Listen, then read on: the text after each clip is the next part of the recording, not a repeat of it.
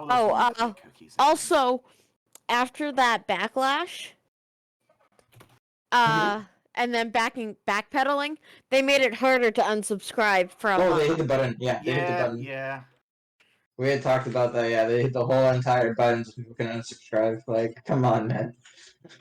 It is hilarious though that even though they did hide it, the link to it still works. Yeah, they can't get rid of it. I don't think they can get rid of it completely for legal reasons. So they just have to hide it essentially. Yeah, I would still say that hiding it is pretty fucking suspicious. Yeah, it's super suspicious. You're like limiting people's ability to cancel spending money. That's super suspicious. That is extremely suspicious. Like I think it's legal if they did it, but I'm like that sounds super borderline, honestly. No, I was able to do it. There's a lot of places do hide subscriptions. I do know that, unfortunately. Oh no! I was able to find it pretty easily without that link. Yeah, I had to go to highlight over my name, hit my subscription, and then subscription management, and then it's like, oh, you could download to, or you could downgrade to D&D Beyond Hero tier because I'm on the Master tier. Mm-hmm. And then right below it, it just says, "Would you like to cancel your subscription?" Okay. Excuse me. I think it's about Pathfinder 2 by the way, because of the Hasbro stuff. Yeah. I still hope Paizo still goes through with the whole open orc license. Yes, I hope so too. Honestly, they should. It's a good thing for them to do. Honestly. They reconfigured and crashed their own website to stop the flood of defectors. Oh yeah, definitely. The cookie thing when I heard about that shit was just terrible. Yeah, no, I'm not going to get rid of it because I run a campaign off of Beyond. I need to be able to share my books. Yeah. It's a lot easier when you have Magic, Warhammer fan animations, and now D&D. It's a lot easier when you have just what's the word? Handing the entire community nothing but L's. And they did also destroy Transformers. They all they do is just they're like the Grim Reaper of their own IP. Just like big sharing. Oh, thanks for the follow, Dream Rape Plan. Yeah. Also, Dan, your stream is freaking to hell and back. It's full Picasso mode. How's it full Picasso mode right now? I don't know, but it's doing some funky dance moves, that's for sure. Weird. How are we starting it? Maybe that's on your end. Because I'm not getting any sort of pixelated a bit. I'm not getting any sort of like major interference here. Nope, it's back, says Dream Rape Plan. I did it. Dream Rape Place. Why do I keep saying plan? Here's the thing, unless you guys want to start with 2 players, I honestly think we'll just keep on this jabbering on for like another 10-15 minutes or so before we actually get started in earnest. I'll stick with Ray. And I'll leave that up to Strife. I don't mind if we keep jabbering on because it's an interesting topic to talk about right now. Also, Aldra mentioned the fact that Hasbro ruined My Little Pony and Ray asking what they do. I want to say Gen 6 My Little Pony. What? In chat, they were talking about they and myself. While I had myself muted on Discord, we were talking about the shit that fucking Hasbro has ruined so far, and Hasbro has given nothing but L's to Magic, Warhammer fan animations, D&D. All are piped up. They handed Transformers an L, and My Little Pony. And I will say, yeah, after Friendship is Magic. The one thing that actually brought a lot of people into the Brony Kingdom, again, I say kingdom, I don't care what the fuck they call it, Hasbro decided to take a major dump on it after that. Oh! Oh, fuck, alright. Okay, so hosting's not longer a thing anymore you can do. Fuck. Which is sadness, yeah. And Kage, I heard you say, well, I'm still gonna try Rager despite I'm not having anything. It's not called Kingdom, it's called a fandom. And, well, when you want to, fuck horses that are, that are made for children. Yeah, no, I understand as to There you why.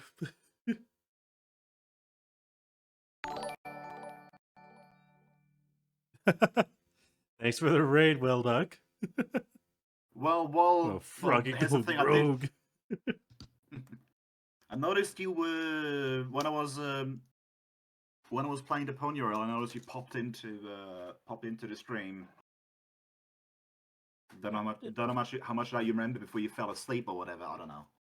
Last I remembered was your character was the dude you were playing at that point in Click Adventure going whoosh, whoosh, Okay, so yeah, so it was whoosh, going and then back, getting thrown out right the before, fucking like sky. right after you had, literally trashed the Elysian essentially. That was fucking hilarious. Anyway, I'm gonna go. Bye, guys. Alright. Hi. Bye, Kage. On the subject of Rise of the Rune Lords, I have chapters. I have the book of. I have book 1, 2, and 3, from the OGL. Nice. Which So in other words, I would just be using that as a. I would just be using that as essentially a tooltip. I still have difficulty. Trying to figure out how in the world I'm going to shove spot, search, and listen into perception.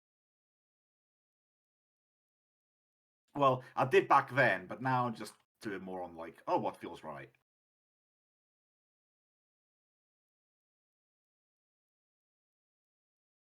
Actually, speaking of which, I wonder if I have any more pieces. Thank you, Ray, for the Prime subscription. Ew, I don't even know what the fuck to call it normally now. Bleh, bleh. Blah, blah, blah. I want to suck your blood, bleh. Or something like that. Anyways, I need to pop out your chat so I can keep an eye on it. Hope you enjoy the emotes, Ray.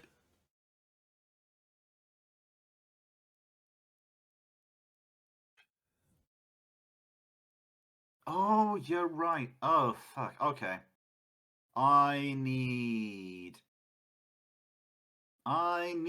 to bowl of cereal? update my payment plan on Twitch. Payment plan. Because I had a new card. So right now I'm no longer sub to you. That's fine. It's not.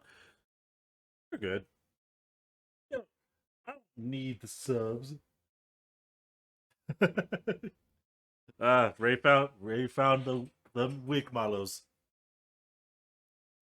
Don't even know where the hell those things keep existing in my base, but for some reason, I got a shit ton of 𝓮𝓼𝓲𝓵. These emotes are great. Well, Yes. Maybe you got hungry. What about the 𝓮𝓼𝓵𝓊?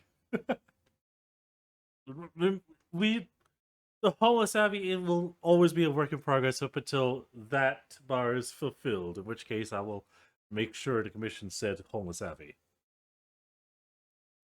Well, get him a home. Oh, hold on a second. I need to fucking remember what my commands are because I. Strife! Why? You're in the damn game, Strife! Why would you do this? Because he's invested. I heard 𝓮𝓼𝓵𝓊. You heard the power of homeless. And your first instinct is throw the money at the person. Okay, It's a good Samaritan you're name. Oh, train. God. Everyone drop down, give me 20. Why do we have a hype train going? Why is the hype train Because- actually enabled on my thing? What is the story of 𝓮𝓼𝓵𝓊? 69%, nice. Oh, that's the perfect fucking percentage to start on. So the story about the 𝓮𝓼𝓵𝓊, traded 69. I was joking around with the good old Spectre assassin Strife here. And I made a jokes, and we were talking about some random things, namely about arts here and there. And I made the jokes like, I think I need to start doing like some certain goals. And I said, what goal would be fun? Then, put down a 20 sub goal and say something. And the first thing that come out of his mouth is homeless Dane. Right, Strife? You're the one who suggested this. Yep, I was gonna suggest it. Yep. I'm gonna mess that way. Don't, Alder, do not encourage them. We do not encourage the voice actors here about wanting their pays. God, Alder. Well, we have to get our payment somehow. Alright.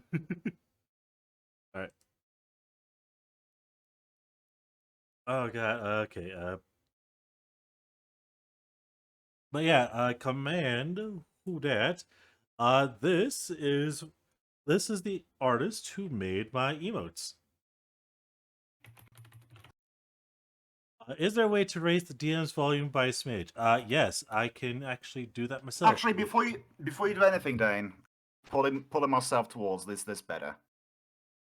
I believe it sounds better on my end. Yes. As Ray also agrees, it is a yes.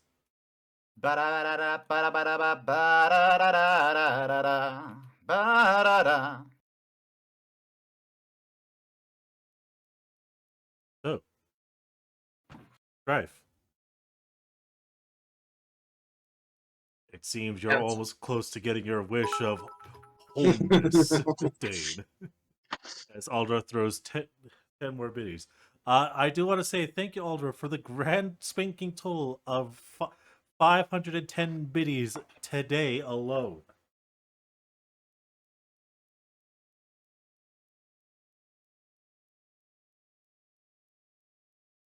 Should I be evil or not? That's why they're going. Well done! Okay, well done inspired me. I'm gonna be evil. Strife? No. Strife? Yeah, I'm being evil. No. I was inspired. I I was honestly waiting for it to get to 15 so I can do that. I was waiting for it to get to 15.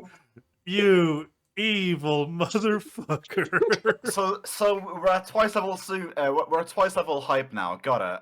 We are at twice level hype, and oh god, you threw. Oh god, you threw one of the gift subs to her. What, Moon? Yeah? No, not Moon. Eclipse. Oh, Eclipse? Who's Eclipse? Eclipse is a adorable potato VTuber that I enjoy watching. Oh, perfect. Oh, that's the problem. He's not. I'd never. The gift subs. I didn't expect to go randomly towards her. That's awesome, but also, oh god, it's gonna be a no. Well, here's the thing, Dan. You have you now have a pointy thingy. You can point and say, "No, it wasn't me." It wasn't me. Yeah, I can easily point to the spectral Pay assassin. Inception. That's right, Alder. Pay Inception. No, it's not a crush. Okay. You have to get it right though. This is what he actually has. What? I do not have a harem.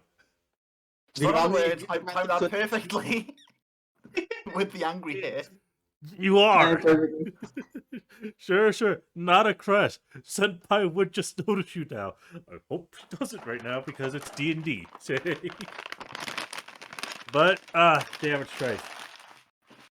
I now have to ensure to get to my artist to get homeless Dane made.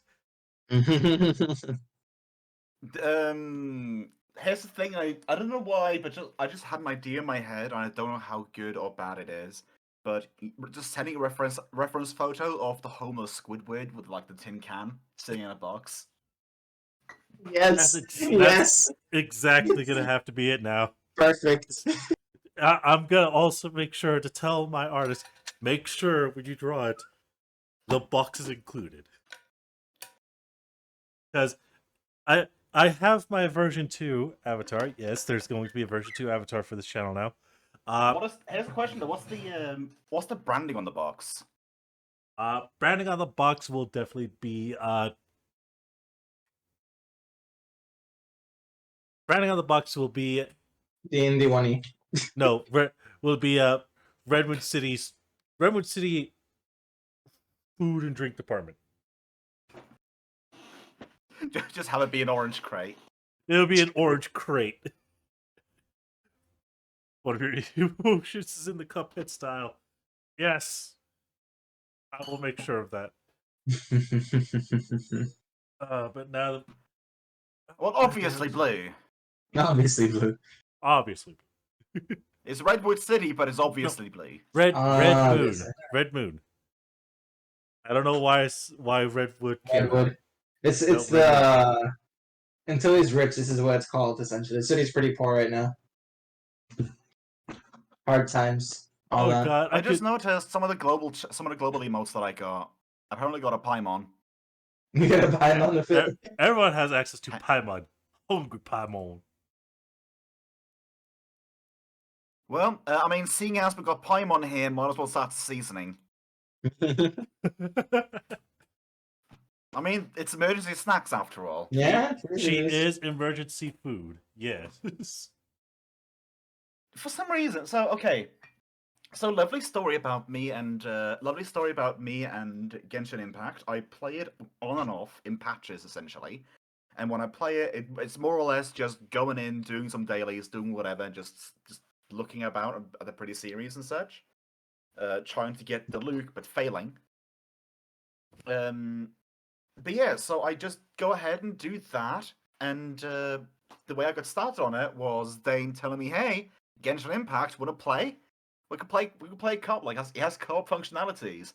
And me not looking into it, think, "Oh yay, let's do this." And then start playing, get to the level where co-op is enabled, and then I find out that it's different servers.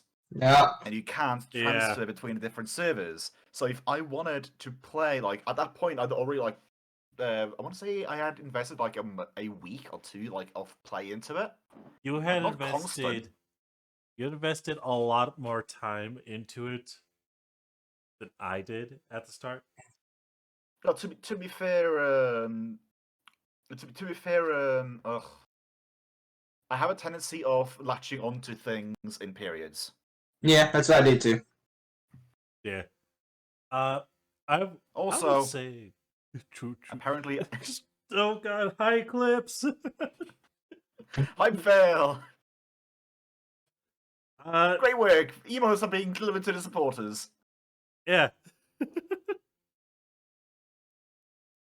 Oh god. Okay. But yeah. Comfy Nifroth. Also, let's do it in 𝓮𝓙. Oh no. No. Well, how dare you, 𝓮𝓙, on my channel? You didn't even do the whip. I have the whip. Anyways, as I was saying, so I spent a whole lot of time just playing, actually having, honestly, kind of a fun time. I still have some fun whenever I play Genshin, but it's not something that would replace something like I don't know, like a mainline RPG or whatever. Also, those are some lovely hype cheers. Those Anyways. are some lovely hype people. I never got into Genshin just because So, of yeah. the gotcha stuff, but yeah.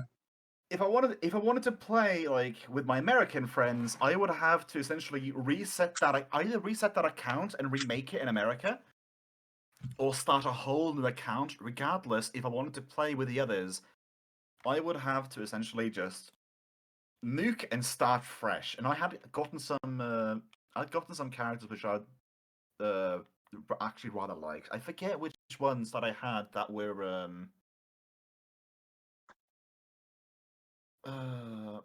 I forget which ones that I had that I felt like I didn't want to trade away. And besides, you, like you said with yourself, you were not necessarily all that active on it. So I just sort of thought, well, I guess I'll just keep it for me, anyways. So, yeah. I actually did try a lot bit of Genshin Impact. Got to the second city, and then I realized, oh god, it's just this. It's just doing this. Pathfinder. For an It's literally eternal loop. just it's mainly just exploration and gacha. That's basically it. Yeah, Yeah, it's just It's exploration. because of gacha. Gacha I didn't want to do it for me. Gacha, especially for trying to get specifically good characters for a specific build, plus the weapon gacha, that kills the game for me. Like for me, there's only been like there's only been like 2 other gacha games that I've actually played that I have invested money in, but I also kind of petered out from playing from them. Those were both Final Fantasy related, being the City of Final Fantasy Opera Omnia and Final Please Fantasy. don't be all the bravest. What? Please don't be all the bravest. All the bravest, otherwise known as the worst Final Fantasy game. Thank God it was not that. No, it was the other one I played was Brave Exvius. Good games, both of them. I hated the fact that for Omnia, you have to play weapon gacha to try and get the characters' weapons, which also improve their skills of specific ones or unlock specific abilities, like limit break or bullshit like that. And then Brave Exvius is just get the characters. One last thing on Genshin before we leave it for proper. Yes, I suppose. I don't know if it's because my account is so oldish or whatever, or if it's just my affinity of falling through the holes of digital like things or whatever. Like I've literally like just short tangent upon tangent. I have fallen through like the system of I've fallen through the system of the Norwegian welfare system to the point where I was in it, and then just suddenly I wasn't anymore. With like no one understanding why I wasn't. Anyways. So every once in a while when I go back to it, the characters can't decide if my character is the brother or the sister that you start playing as. So sometimes they talk about, so you have to go rescue your sister. How are you doing, sir? And then, your brother is over there, wasn't he? Let's go put up some posters. Yo. Also, how you doing, Perry? Hey, We what's got up? Perry the Platypus right on time, I see. Long Perry in a story quicksand pit. short, my Genshin character is quite literally fluid when it comes to when it comes to their gender, because the game fobs back and forth on which one they are. Indeed it does. Ah, I see Ray also expected Perry the Platypus. Speaking of which, Perry, me and Strife already know what characters we're playing today. Who are you bringing the in? Guac, bro. The You're Guac. bringing in the We got- Guackster, We got bringing in the stay back, Firebomb. bro. I mean, to be fair, he is obligated to play as the Gwoggy Ball at least one more session. Oh, Before he can right, switch because again. you brought him back yesterday. Not yesterday, last week. Yeah, you're right. Oh, yesterday is fine. It's You today, yeah. game yesterday, so Yeah, you're fine. it was yesterday for You're us. good then. You're good. Technically. It Close was enough. yesterday for us in game. Aldra with the good old lovely, gosh, you Perry the Platypus! Yeah, it should be redeemed, honestly. What, me going Doofenshmirtz voice? Yes, it should be. Much better. You know what? Or at least saying Percy Prey the Platypus. Either one. Correct. Oh Nomenclature. well. Oh god, you know But what? yeah. I'll make that into a redeem, yeah. Shall It'll we? be a Shall we cheap get some redeem. started then? Shall we exit random podcast mode? We will exit random podcast mode and descend into the madness that is the fucking desert. Oh, one thing before we fully get into it, though, just to mention it, Perry. We were thinking maybe, this is just a maybe right now, of sometimes making the alt group we have in an adventure path playthrough, essentially. Sure. Yeah. I'd be down. Yeah, I just wanted to mention it so you know. Yeah. I appreciate that.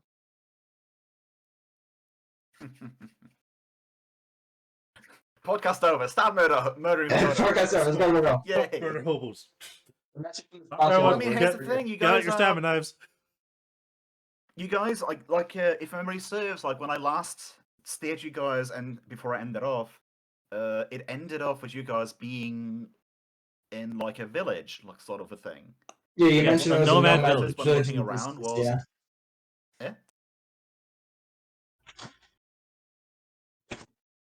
We were Yeah, like the confirming one thing. Go on. I'll shut up. You go. I'm on. No. You are the god of this world. I'm just a No, streamer. I very much like information. So you spill the beans. You All spill the all right. beans. All right, I'll spill the beans. They're baked beans, unfortunately. Dang. Hold Only on. the lentils. I see one pinto bean here. Why is that in baked beans?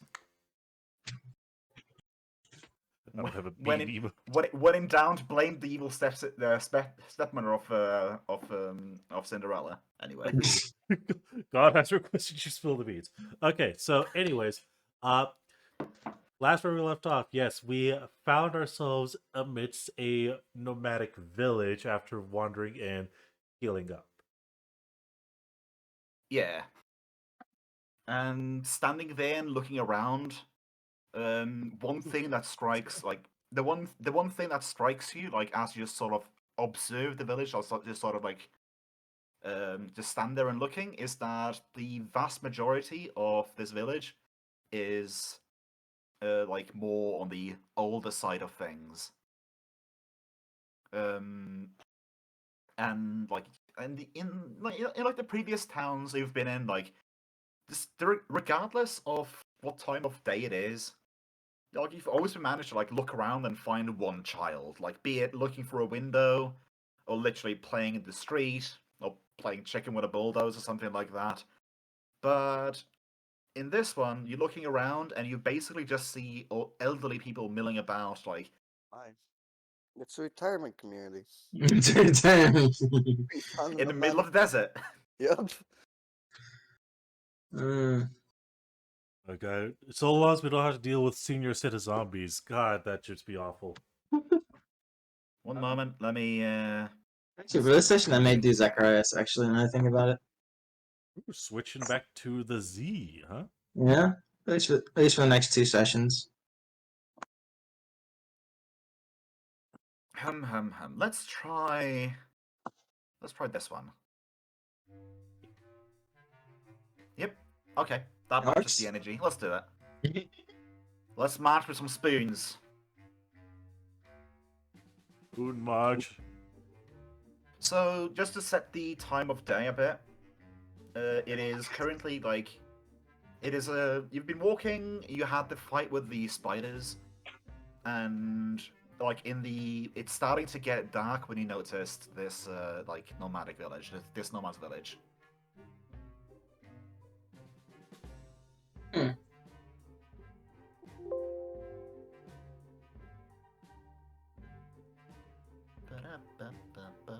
Yeah, this is sad note. Like, I'll be switching to Zacharias. Oh, like right now? Yeah. I need Reap to level fast.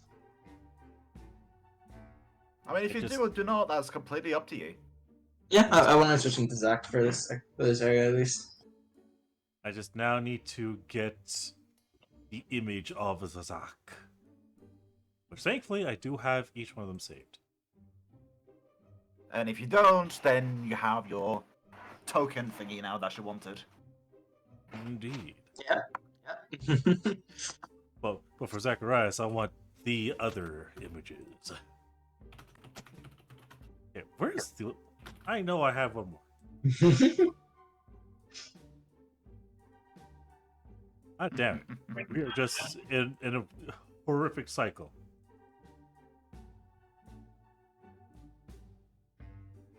By we, I mean me.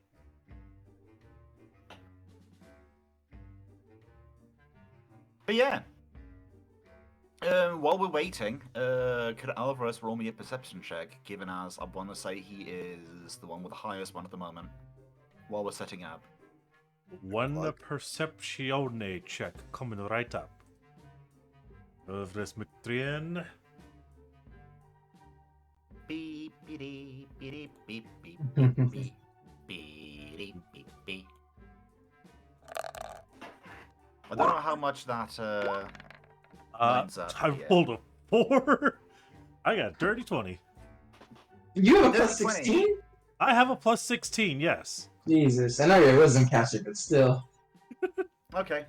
I suppose I'll just leave you with the I'll just leave you with your fact that you are that this is a this looks like a nomad tribe to you.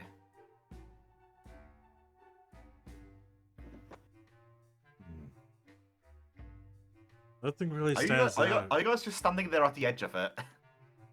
The town? Do we cross the border? I'm scared. I mean, Alvarez is for the moment, as he's kind of rubbing his cloth-covered chin.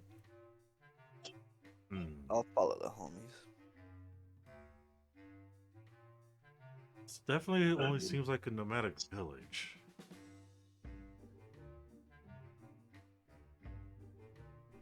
By the way, do I get a will save since we're switching Meep out for Zach? We also lost Viv Nope. too, so. We also lost Viv too. At the moment, no, because you're at the point where you can just blink and just sort of like, okay, you blink your eyes and Reap is gone, and then you blink your eyes and then someone else is standing in their place. Actually, I suppose you can roll a will save for the popping in of Zacharias. Yeah.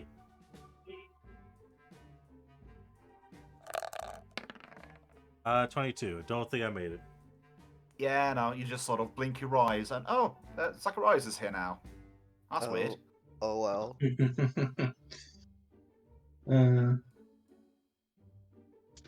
Reap vanished. This is here. Zacharias, on the other hand, does need to roll me a will save as well. Okay. Is the Alright, quality I'll dice. Let's see how it goes. Let's go pirate dice. Pirate dice! Yeah. Okay, so that's 16. Also, keep in mind, Zacharias still got intelligence drain. Yeah, he does. Oh god, he yeah, does. he does. I got 25. 25. Yeah, I'm gonna say that is gonna be enough. For a save, given the amount of time that has passed since you last left this coil, as it were. So last thing Zacharias remembers was having a bit of a chat with a weird masked figure down in the tombs. Being told, yeah, mate, you need to return those books. You know what, fuck it, just give it to me, I'll do it for you. And after that, you remember like walking out, and oh no, do I make you keep the lodestone or not? That's the question. No, it was in the door. I think, right? Yeah, but here's the thing. I didn't make up my mind like if the lodestone was gonna stay in the door and get teleported to it at a later date or not. Yeah, either way, whatever you want. For the sake of it, I'm gonna say no lodestone. Otherwise, that is just gonna be a bit cruel. I just slowly walk by everyone else, like overland travel just goes down so far. I mean, you already got ability drain, so there's that. Sure. Yeah, so yeah, like the last thing you remember was walking over the threshold of the underground labyrinth, and then just sort of blackness as you heard the footsteps of something hitting the floor, and the numbers of footsteps that followed got reduced to only one person's footsteps, and then you listening to essentially Vivian starting to lose her mind. You're not able to see anything, but you hear every moment of every day, just sort of hovering around like the group, just hearing everything that goes on. When the group has split up, you hear both tracks at once. Sometimes you hear both a person's voice who you don't recognize, just sort of speaking, as well as Vivian just sort of talking to herself, like by the water's edge, like saying prayers and stuff. Yeah. Huh. But yeah, so you essentially hear every second of every day that happens for about little over a week. Okay. And then you just sort of regain vision, and you're blinded standing in the middle of the desert at the edge of what appears to be the village of some kind, of unknown origin. Oh my. The hell are we? So yeah, Guag, you see your friend again. Yay! But I don't need to do a will save or anything. I just accept it. No, he just basically Guag at this point just accepts it. He just sort of blinks and then, oh, Zacharias is there. Oh, Wasn't there cool. before? Like, I wonder where like where the kobold went. Yeah, my buddy. Where did the honorary goblin go? We seem to be near some sort of nomadic village. Also, welcome back. Let's not forget, just for since the save and everything, I still see Avarice here as familiar then, or? The voice is unfamiliar, but your brain, when you look upon His face. when you look upon Alvarez, your brain just sort of fills in the blank that, oh, well, that's Alvarez, obviously. Okay. Yeah, it's been a bit. When did you get here? Who's that? Something like that. Anyways. Oh, that can be answered in many different ways. Here as in where we stand, or here as in a part of the group. Where we stand, I suppose. So we recently just got here. We were making our way towards Etta. We just happened to come across this nomadic village.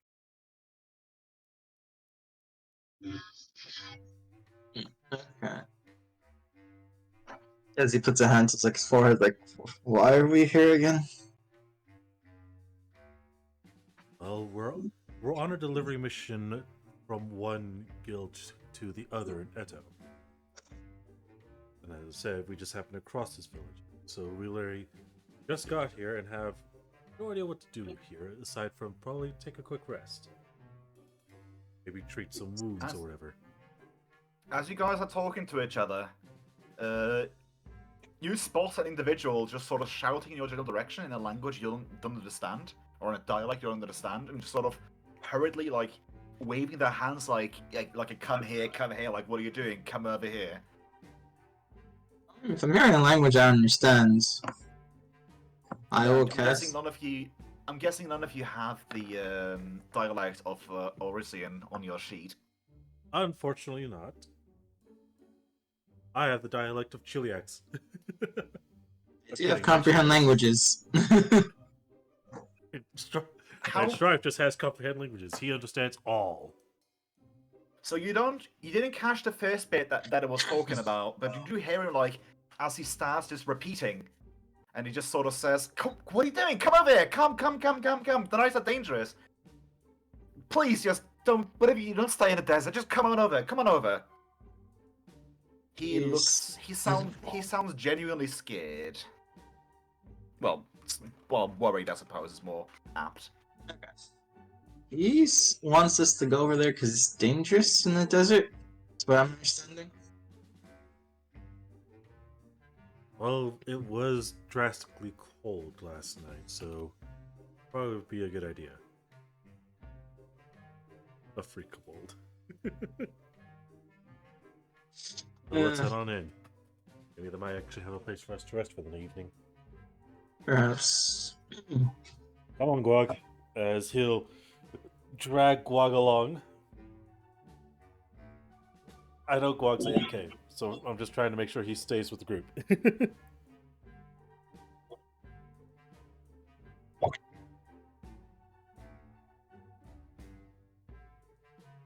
But yeah, so you guys come on over to go on over towards the person. Yeah. Correctamundo, yes. As you get closer, he starts looking more and more. Relieved and just sort of come on. I think we have some spare rooms in the common tent. You really ought to not travel travel the desert at night. Goodness me, it's dangerous. How'd you guys get here? Goodness me. Well, I mean, at least you're armed. Thank goodness for that. As he says, the Zacharias Anyways, just come makes on. like a finger motion of walking, essentially. You're weird. What are you doing that? What are you doing that for? Like, are you mute? Can you speak? Zacharias will speak, but I don't think you guys understand him. Just says not in your language. I don't understand what you're saying. You're speaking some sort of gibberish. Speak up, man.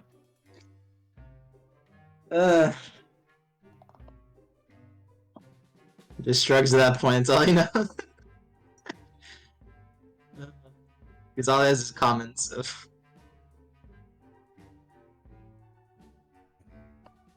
Yeah, so do you guys follow this? Yeah, we'll follow. Yay. And then we walk into a trap, and suddenly we're all disarmed. Well, do you want to be wary of that? Do you want to roll sense motive on this man? Yes, please.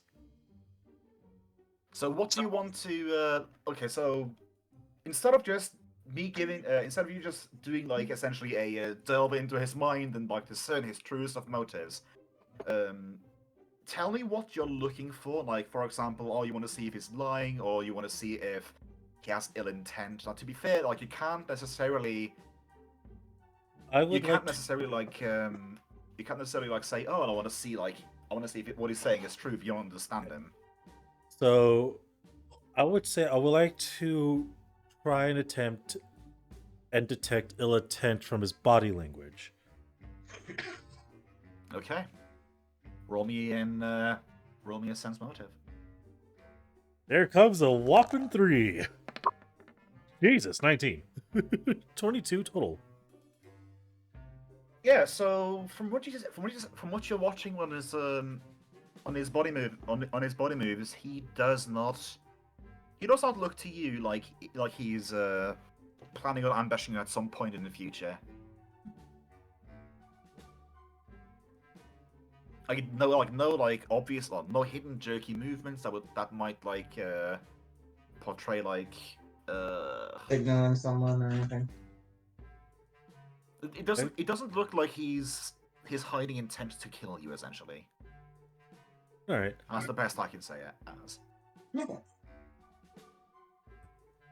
Albris will kind of lower his guard as he can tell, as with his sense motive roll, he can actually feel like he's a bit more aware as he'll relax a bit.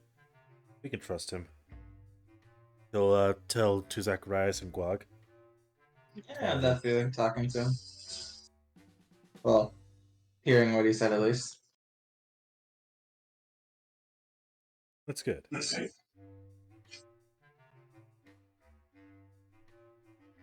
Alright, Let's mosey our way to where he's pointing us. Okay.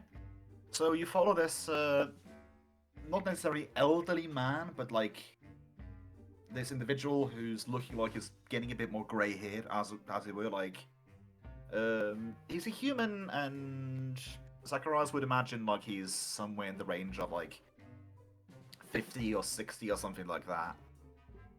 It still looks like he can be physically able to like do some garden work or whatever, like if they had gardens or something like that. But yeah, like he's definitely on the older side of things. Not quite old, but definitely like aging. Mm-hmm. Okay. Quickly, put up your shields. We're being accused of being nerdy.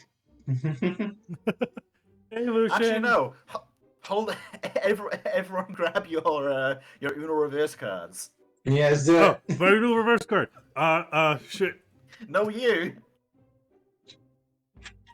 Anyways, how you doing, Lucian? But yeah. So you follow him, and you eventually reach one of the more larger tents in this nomadic group. And inside of it, you notice like a couple of benches just sort of set up. Eh?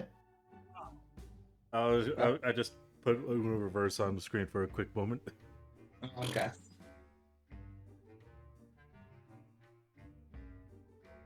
I don't know about you, Lucian, but I'm leading into the depths as we speak. So that's Yeah. fun. He's leading us into hell, and we're all okay with going there. Yeah, that should be fun. I'm leading you guys to hell, but you guys specifically bought the ticket and refurbished the wheels. Exactly. We helped make Anyways. sure the travel's gonna be good. So he leads you to a larger tent, and inside the tent you see sort of like what looks like a bigger podium like in the back, and like a couple of like benches like pews or something like that. Like something that looks like you could break it apart and like easily pack it up, but it doesn't appear to have been jostled around like a whole lot.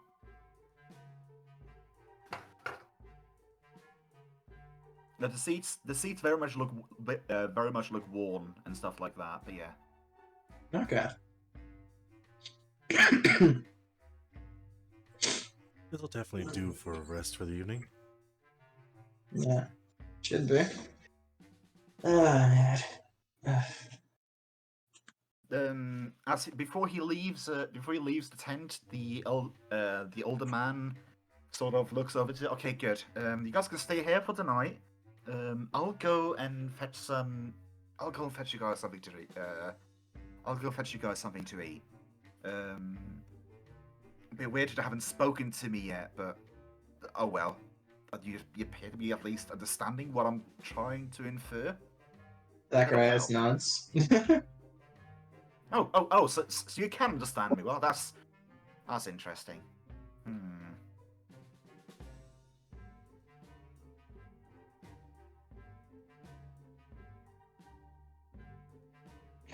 I'll So try yeah, and so see. he leaves. Oh, okay. So he leaves and he leaves you guys alone. That you currently find yourself alone in this large tent. Okay.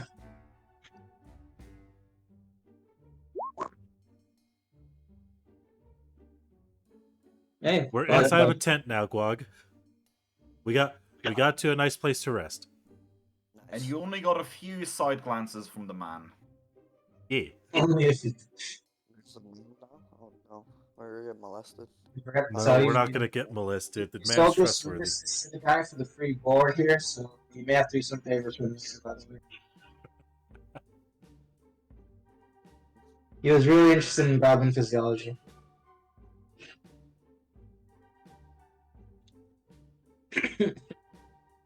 Alvarez will rub along his eyes and the bridge of his nose. Oh, God. Good Lord, help us all. We're in a place where no one can understand us. And I'm having some slight trust issues.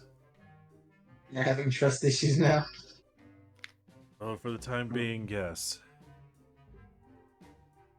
That's the person seemed trustworthy. Why having trust issues now? It's not it's not him I'm talking about. I completely forgot. Before you Mm-hmm. I want to say before before you guys before Reap disappeared, I would imagine Zacharias, well, everyone's not Zacharias. Alvarez would every once in a while like just glance over and like keep an eye on Vivian, and at one point when he was doing it, she just sort of poofed, just blinked his eyes, and just both her and Ra was gone. Yep. Also, keep in mind, Zacharias, you have full knowledge of everything that's happened, like since Vivian went out of the. Oh, okay. Yeah, like everything that happened, like you were conscious to hear. Like even when Vivian and Gwag went and talked to a rather gravelly sounding voice.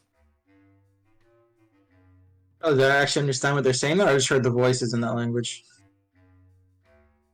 For the sake of argument, yes, you did have an understanding of what was being said. Okay. So I would assume. Yeah. Go on.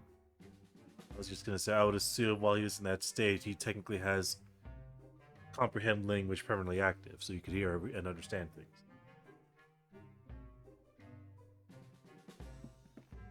Yeah. Okay.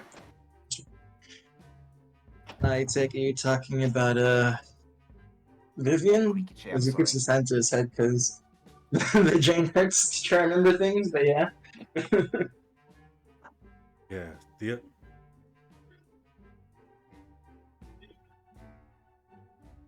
I'm gonna actually look over. Alvarez is gonna look over at Zacharias as soon as he mentions Vivian.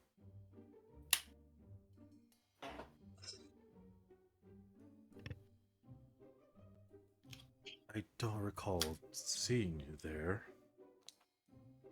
I don't recall seeing much since the cave area, or the temple, or whatever it was. But I remember hearing everything. Hearing it. Huh? Yeah. Then, yes. I don't know her true intentions as to why she did that. But smiting me like that all inside the back of my head. I didn't get knocked out, thank God, but still, that... For one, it hurt, and two, the fact that it was unprovoked.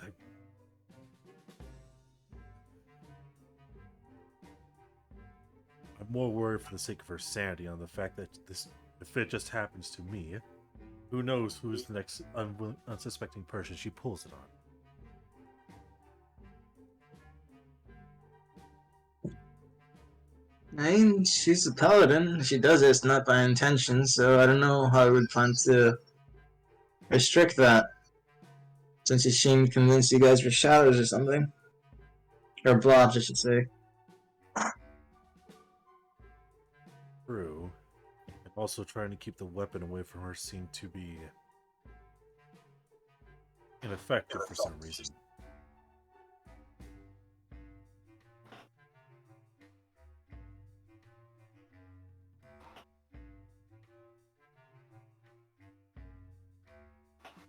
Right now, I just don't know if I have it in me to be even close to being ready to forgive her, considering everything that's been going on. While this is happening, someone enters through the door flap to this tent. Yes, Bob.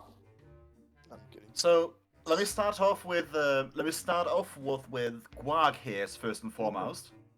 He sees this older woman just sort of walk in the door, like holding what appears to be like a pot of something that is steaming even in this hot weather. Fine. And he just sort of heard gibberish, fucking gibberish. Jeez. Gwag is confused and scratches his head. Well, keep in mind, Gwag has true speech cursing. Yeah. Gwag can Oh, wait, understand so there's all an actual curses in fucking every in there? language. Yes. That was just style from So Gwag, the only word Gwag hears that he understands was fucking. My eyes just go Meanwhile, wide. I feel It's all that nervous. matters. I feel nervous now. Meanwhile, Zacharias, actually understanding what she's saying. Hot dish coming through. Just be warned, it's fucking hot, but still, it's good for the soul. Gwag,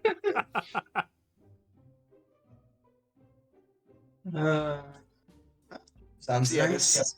This older woman just sort of waltzes in the door and just sort of places down this bowl of what appears to be like rather hot stew, and a couple of three bowls, and places it next to one of the pew-looking things. Well, then I'll be off, unless of course you have something for me to say, something to say to me. He just sort of looks expectantly back and forth between you and the bowls.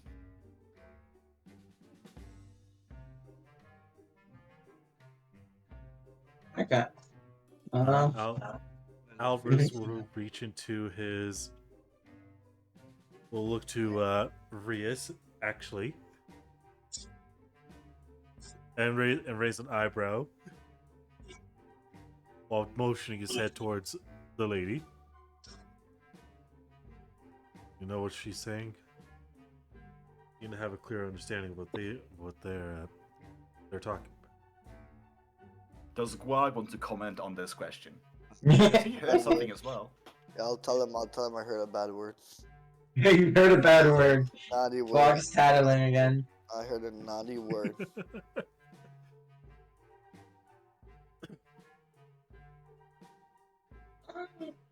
It's food. You can eat it.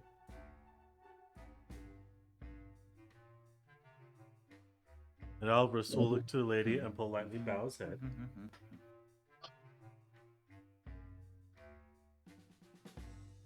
And I guess you guys really are. I guess you guys are really is as mutes. Anyways, I'll take what I can get. Toodaloo. As he just sort of saunters out the door. Alvarez will help dispense each bowl for each of the party members.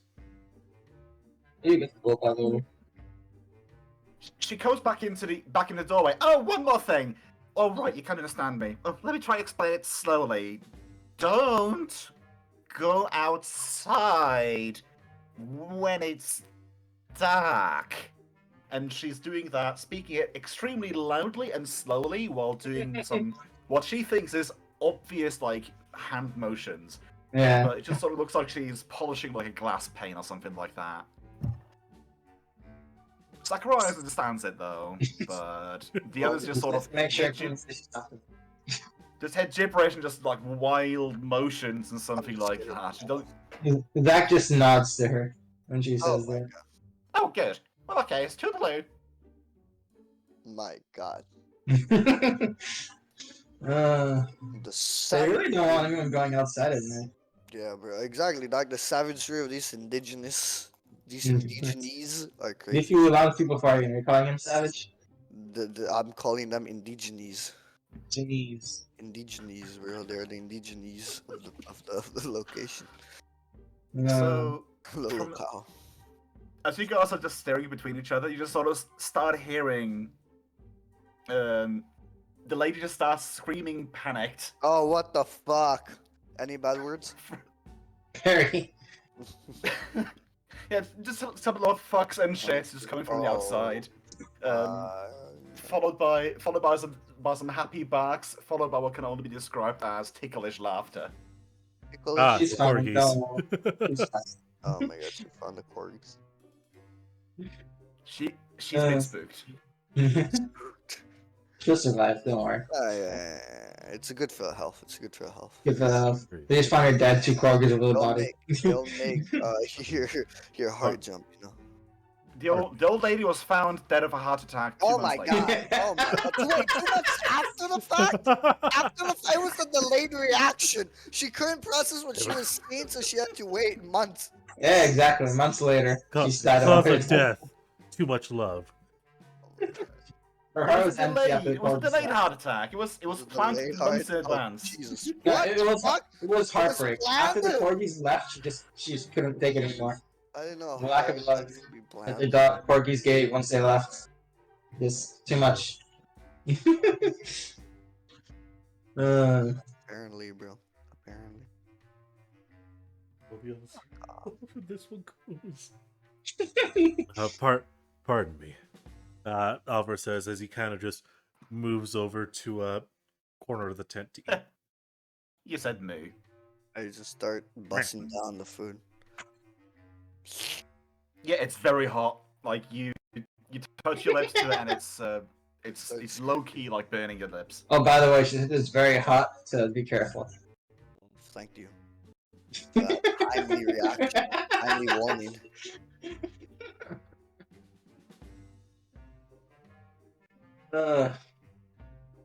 Sorry, my head's just not Oh yeah. feeling the best. Stop me smothering these balls, bitch! I pull up and I start teabagging his face. No, I'm kidding.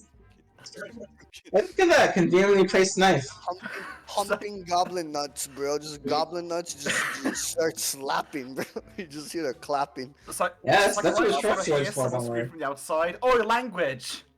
Language. Yeah, bro, it's clapping. It's just I clapping. don't know who said that, but oh, your language. Guag points. Oh, you do have true speak. They can understand you in reverse. Oh, it goes both ways. They could understand the cursing and nothing else. Hilarious. They just heard a loud Bad bitch, word. essentially. They just heard some bad words. Oh my god. Hey, God, we can understand your person. Oh. Wagner's not too pleased about that.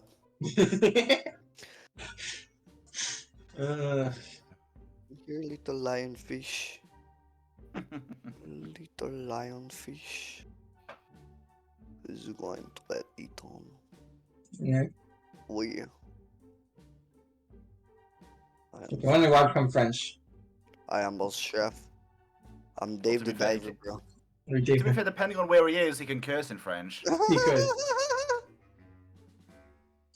But yeah. I mean, what? Good times. Good times. Bro. So while carefully getting a spoon every to eat the soup, and having a little cloth to hold it so it doesn't burn his hands, Zach's gonna look to Alvarez here. So what do we have to do? Just deliver a message and then we're done. That's it. What's up? We're only here to deliver messages, right? That's it. After Alvarez manages to kind of gulp down a bite of hot food, again his back's turned towards both of them. He'll clear out his throat. Yes, we're just here to deliver something over to the guild in Eto. At least that's what we were. At least that's what I was informed of after Mulan and Vivian's excursion. Where is Ulan, by the way? Jumped up his ass. I mean, what? Good question. He's gonna. Jumped up Our my ass. character is currently on his way here. No, he Which is jumped awesome. up. He's gonna Very roomy. $5 is gonna pop out of the fucking soup bowl. Nope. I'll bet 10 Twitch subs from Dane. He's not gonna come with this. I'm kidding. I'm kidding. Don't make I bets don't- I can make happen. Yeah, that's why I said That's it's having your power.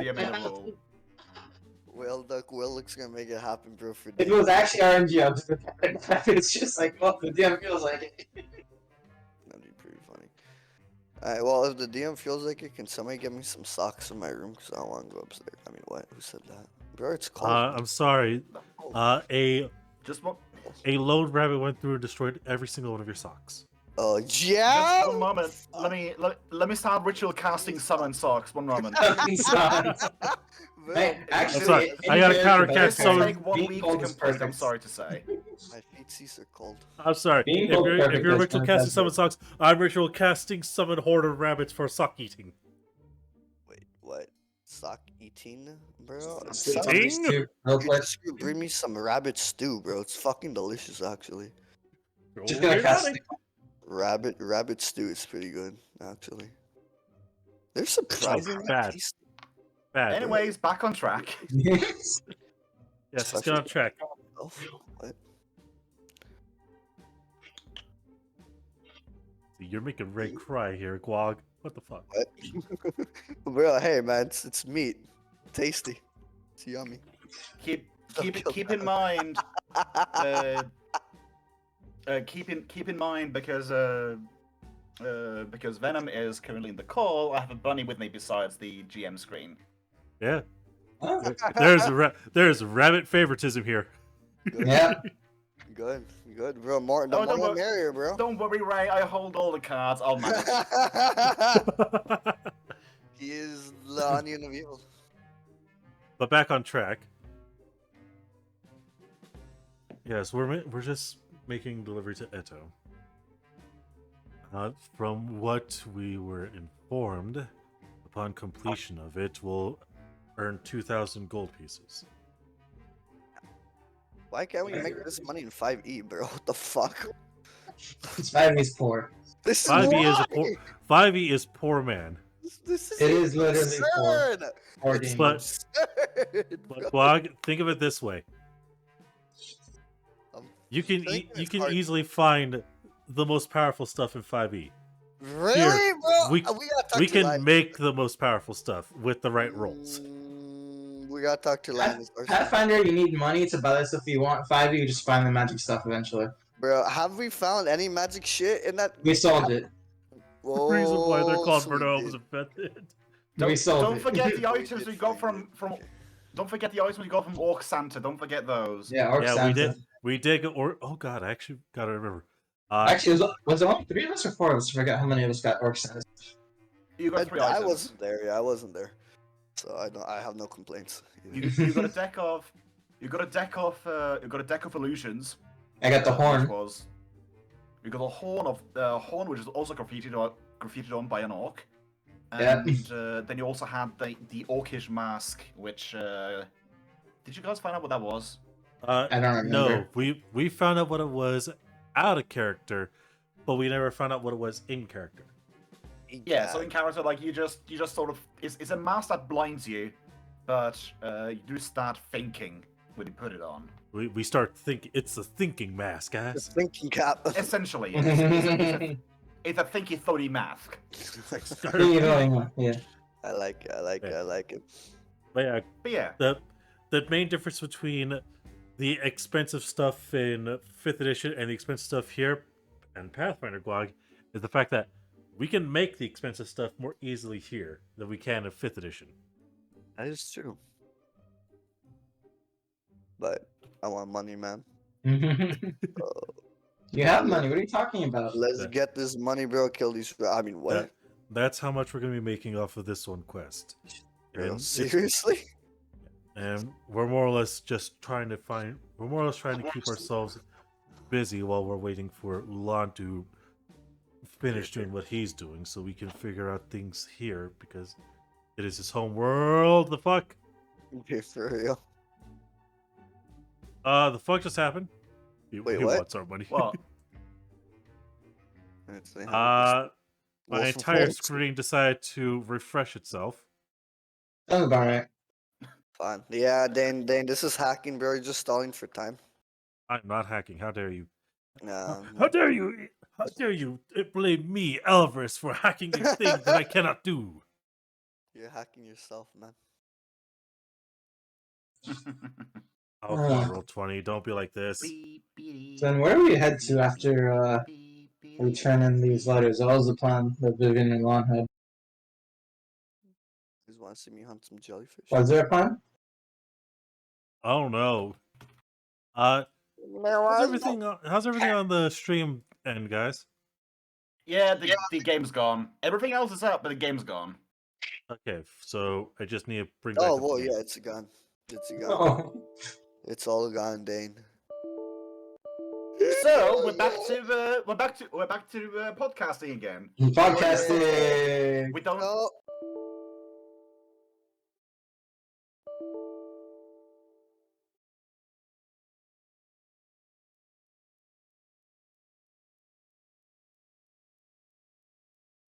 Oh god, everything's just fucking up on me. Is that Miguel? It better be fucking Miguel. Oh, No, shit! I want. No, can you guys hear me?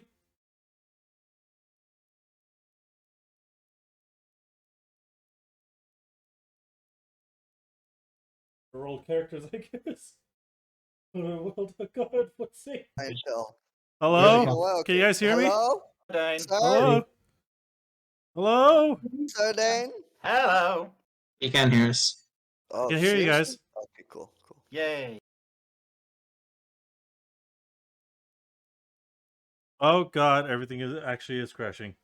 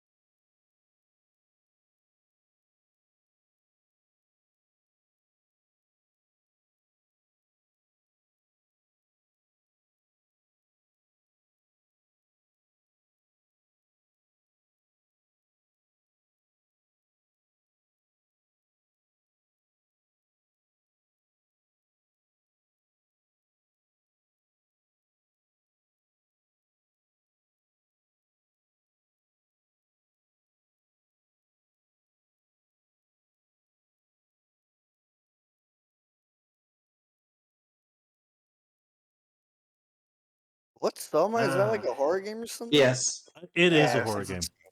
It's a psychological horror thingy. I'm good. I don't know. Hey, we're back. Shit, bro. And we're back! I have no idea what the heck happened. Apparently, my computer decided to have a complete system. Strive, you know that redeemed. I know it doesn't. I just wanted to do it. I just wanted to put the message out there. Let Yeah. us. I'll redeem let it us for you make at the it- start of next time. No worries. I just wanted to say that. Just to have that. Let there. us pull this. Let us pull this into. Let us pull this into perspective then. So you guys are just sort of in conversation, and then suddenly, like, vision goes black for a split second, and then you don't know how much time has passed, but suddenly it's dark. Huh. Like mid-sentence. What just happened? Good question. Get best way to get caught up on what's going on, as in like in game, or the whole thing with the stream like crashing. King Richard. Yeah, sure. We can get, depending as to what the answer is, we'll get you caught up very quickly. In game. Okay, so long story short, so far, it's a story about them just traveling around. They started off in the well, actually, one moment. Let me pull up some maps here. I can actually do this. I'm So gonna get some socks. They started off in the inner sea, specifically around. Let's see, where is it? Varisia. Like here-ish, I want to say. Yes. Yeah. Actually, no, it was down. It was down there. Or It something was. like that, because It was further down. We started like Oh no! Wait, here it is. Here it is. There. Yeah. Because I remember like the British Gulf. Yeah, down there. So they started off there, like on a beach, and they keep on popping in and out of the world. They keep blinking, and new characters that just sort of hop in and hop out. They don't know what's going on yet, but they do remember that they're from different. Like they do remember like from where they were from and whatever happened. Once upon a time, like every once in a while, they figure out like that they are from different time zones, and they have so far gone north to try to figure out what's the deal with some of the with one of the characters. They went up here to the land of Lemon Kings. Got some answers, but also more questions. And they, from there, got pulled into the Shadow Plane, and was ejected from the Shadow Plane all the way down here, in the desert. Long story short, I like to believe they don't know what the fuck is going on. They're just sort of walking around trying to figure out like what the hell's up. So yeah, it's essentially unravel the mystery and try to figure out what the hell's going on. In which case, the answer to that is Shadow Blob. That is the basis of it. We are part of a sentient shadow creature. Hey, thanks for the follow, King Wretched. If it's sentient or not, you don't know. Fair point. At this moment in time, the players don't even know that they are part of a shadow amalgam. Basically, the person that's close to figure it out is not even here. Yep, and she has schizophrenia in character, so. Well, I won't say schizophrenia until she gives in and starts hailing the shadows, not hailing the shadows. Starts, like granting the powers, granting more powers to the shadows and such, like becoming one with it. But then again, why is my bar reset? Yeah. My bar is at 18. It should be at 20. That's good. I'm here for it. Thank you. Thank you for being here. But yeah, it's just one happy fucked up story of shadows essentially, and we may have some time fuckery coming up, but I don't know yet. Who knows? Well, to be fair, we already have time fuckery, but I mean, like time isn't a construct fuckery. Like people from the past just suddenly appear in the present. Anyways, that aside, I suppose let's get back to it. Great. Let's get back to it. We're, as you mentioned, a quick blink and all of a sudden it's nighttime, which is like very, very fitting for the fact that my entire computer quick hacked itself. Yeah, so you're mid you're mid sentence, and just sort of everything, like existence stopped for like a split second, like no sound, no feeling, no nothing, and then when you come back, the inside of the tent looks sort of overturned and like a little bit disheveled from how it was before. Like the pews are still like sort of where they were, but you see the ground of where they were standing is disheveled, almost after as if someone had like very frantically like searched the underneath, like the underneath of like underneath the pews or whatever, like checking the sand. The pot of stew is slightly overturned and just laying on its side. It's still like it's a little bit of spillage on the floor, but most of the stew is still like in the pot and it's gone cold. Also, I'm just in my head canon, the corgis did an overflow glitch and Dane's computer crashed. They started cloning themselves. Yeah. Start cloning themselves. They started cloning themselves, and they essentially made sure that Dane's computer ran out of RAM. They have won. Cultural victory. They're gremlins now. It's funny how you mentioned that.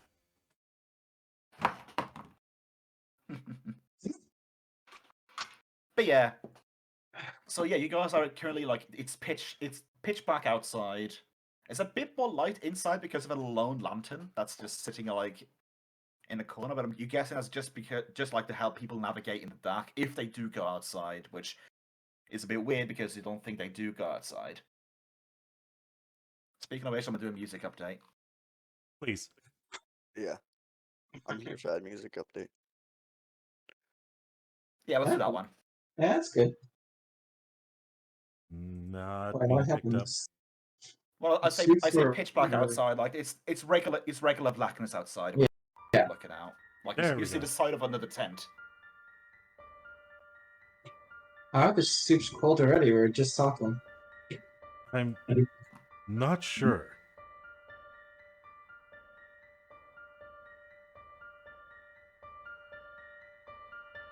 Scared. Glog starts cowering gently. I'll go investigate. What? Did I hear investigate? What? Actually, yes. Well, with Zacharias telling him to investigate, I also kind of want to take a quick gander and listen outside. Okay, who wants to see and who wants to listen? I'll go stick my head outside too. What? No! What'd you say, Ghost? Wait, okay. I'll listen. I'll Okay. listen as well. Calmly. So roll me perceptions. Alright. Patient. Remember, Glog, you have a racial bonus to hearing. I think he has that automatically included all the time. I'll take that 33. Jesus! Hold on. Wait for the glog, bro. We're waiting for. Don't worry, we're waiting on you. Damn, that's disappointing. So all of you guys All are waiting on listening. you, God. That does So, be much bigger. Glog, we both have the same perception score. Yeah. Isn't that cool? No, it's great. That's great. I love it. Yeah. Very cool. 1d20 plus 16. Holy shit. Yeah, dude, very, very perceptive individual.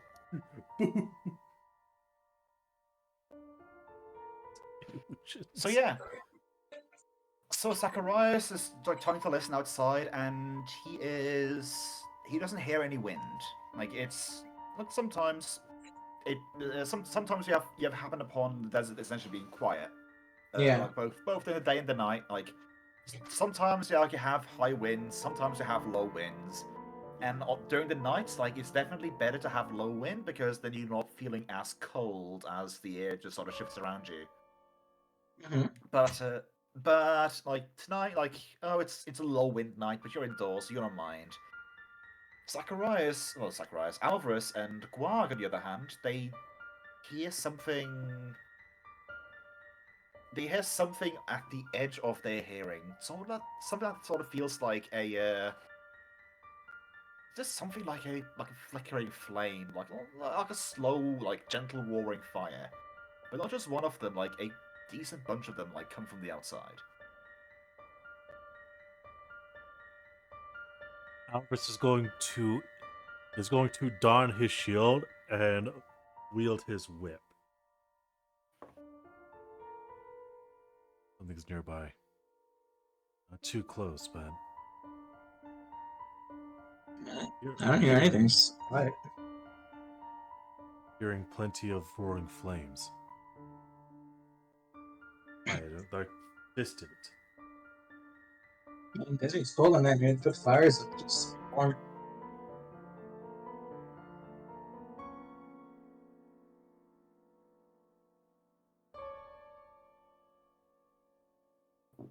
So do you peek outside? Using shield as cover? Yes. He sticks his head out the window. Alvarez will take a peek outside. So it's 𝓲𝓏, I'm kidding. So where's your first instinct to look? Are you looking in, like inside or outside? Or somewhere in between? Inside, outside. What do you mean by inside? Like, are you looking towards the center? Like, you walk through this like little shanty town. Are you looking towards the center of town, like, or the outskirts, or somewhere in between? Somewhere in between. Okay. So you start looking around a bit, and you don't notice anything like immediately. But like at the corner of your eye, you notice something flicker.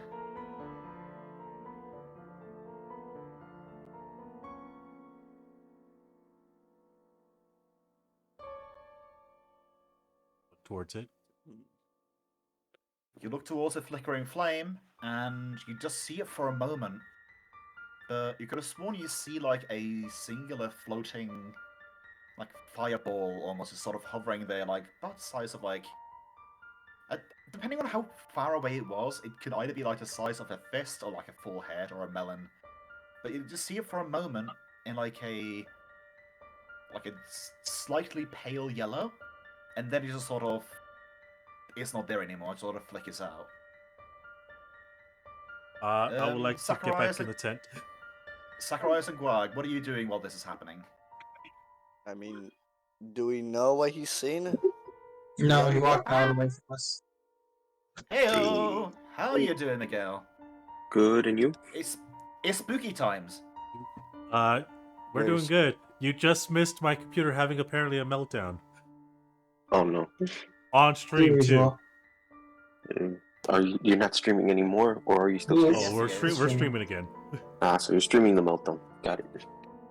Yeah, Zacharias and 𝓲𝓏, what's up? What are you guys doing while Alvarez is doing recon? Are you also joining in recon, or what's up?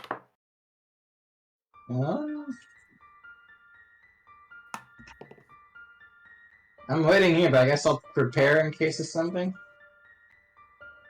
I might stick my head out a little bit too, because he just sees lights, right?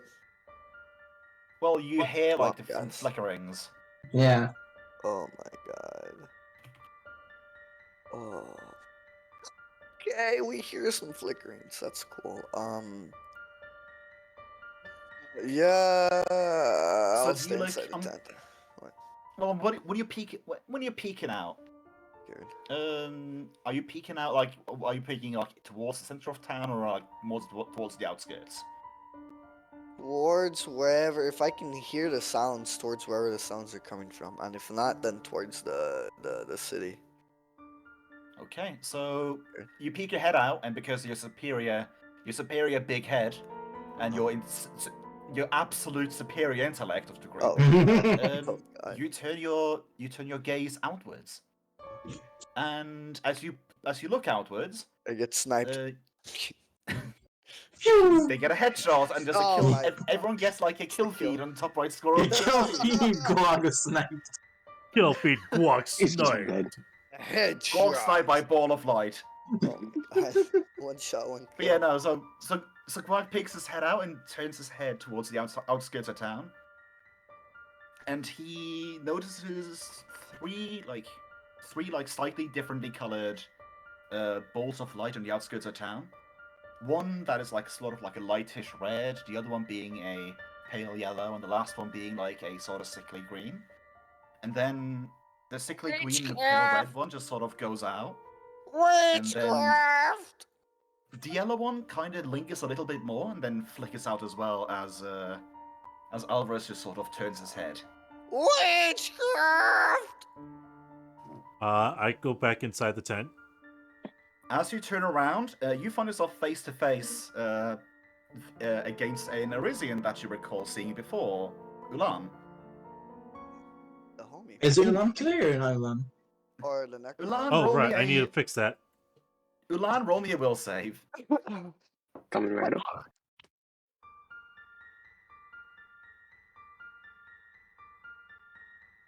No, I was already there, damn it. I was at the will save and then I left. Let me just go and double check. I'm gonna see if that's gonna be enough.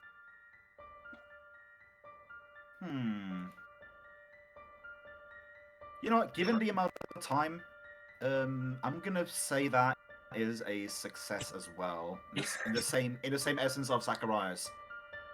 So, but except like not like because you were there a little bit like in the town, weren't you? Like you had some town presence, right? He did. Because I did. you did, because you were one of the reasons as to why we picked up a quest to go to Eto. That's right. Okay, yes, no. I'm still trying to figure out where I am because I missed last week's session. Yes, you're right. Yeah. So so that happened, and you just sort of just sort of recall like you were about like to head out of town, like go and like get some supplies and stuff, and you completely black out. You're just seeing nothing but black, but you can still hear perfectly fine what everyone in the group like is saying and doing and what's happening around them. Like for the 24 hours a day, like all the time that we were traveling through the desert, like even at night when no one was saying anything, you're just hearing the knittering of the campfire bee just sort of going around. And yeah, like you hear the hullabaloo of Vivian kind of getting a bit stressed and essentially slapping Alvarez in the back of the head with a sword. You hear him getting mad, like, why are you doing that for? And you hear the whole hullabaloo of, like, Alvarez tossing the sword away and then going and picking it up afterwards and just going placing it back where it's supposed to be and saying some weird, creepy stuff. And yeah, like, you just recall everything of that, and then suddenly, like, you find yourself in a nomad hut. A rather decently, actually a bit worn down nomad's hut, like, during the night. And yeah, you're among your group. May I And ask Alvarez for... almost crashes into you. Yeah, I'd rather not do that. Mhm. There is a thing I do want to ask for, by the way, Wilduck. Yeah? May I attempt a knowledge check to kind of figure out what I've looked at? I mean, you got a clips of it. What do you want to roll? I would like to roll religion.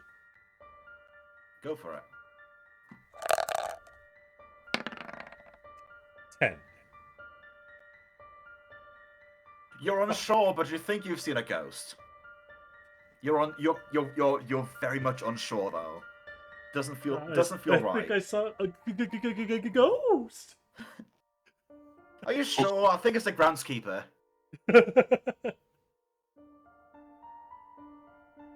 I'm not so sure what the hell I saw. And hello there, Hulan. Where did you get here? Like, Hey, Inch's face is just almost falling backwards. You see Alvarez is already armed and ready to go. Okay, calm down. What's up, Alex? I just got here. You okay? What's going on? Now, to be fair, you would know exactly what's going on. You have heard the entire, like, you've heard them standing on the edge of this village and sort of talking to themselves, like, oh, look, looks like a nomad town. And then you hear from a distance someone shouting, like, come here, it's not safe at night. Like, what are you doing standing out in the middle of nowhere? Come on, we'll shelter you for the night. You hear someone talking about some very fucking hot soup. And mid-conversation, you just sort of hear Alvarez, like, talking about something and then suddenly changing his tone, like something major had just happened, but you don't know what. That was, by the way, just suddenly going from, like, late day to, like, middle of the night. So you know what's up, like audio wise. You don't know what's up visual wise. That's a lot for my brain to handle. Okay, so I know something's up. I know something's up. I know we're trying to get someplace else. Trust me, whatever. I just don't know where it's happening. Good observation there, Ulan. Great. Toxic as usual. Mm. As Alvarez calmed down from the sudden arrival of Ulan.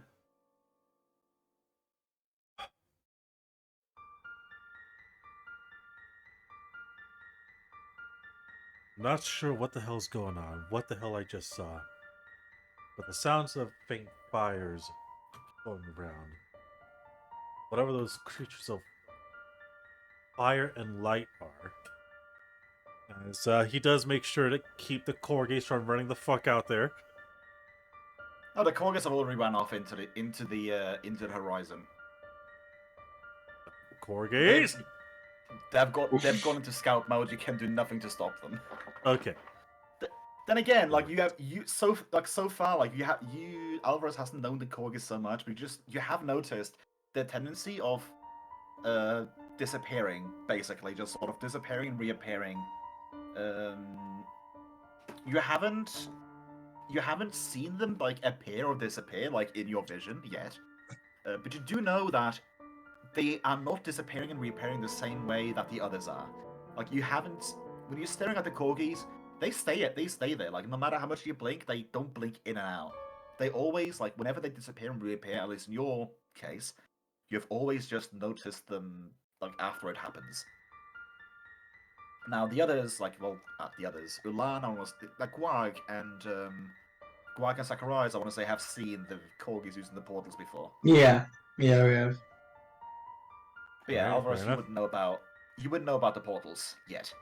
Yeah, You just know when they disappear, they don't disappear in your line of sight. Yes. Well, corgis are gone again.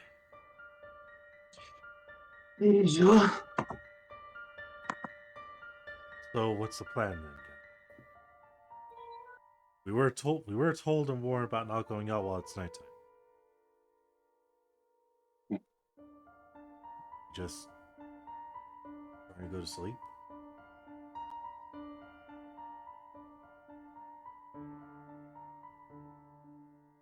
You could.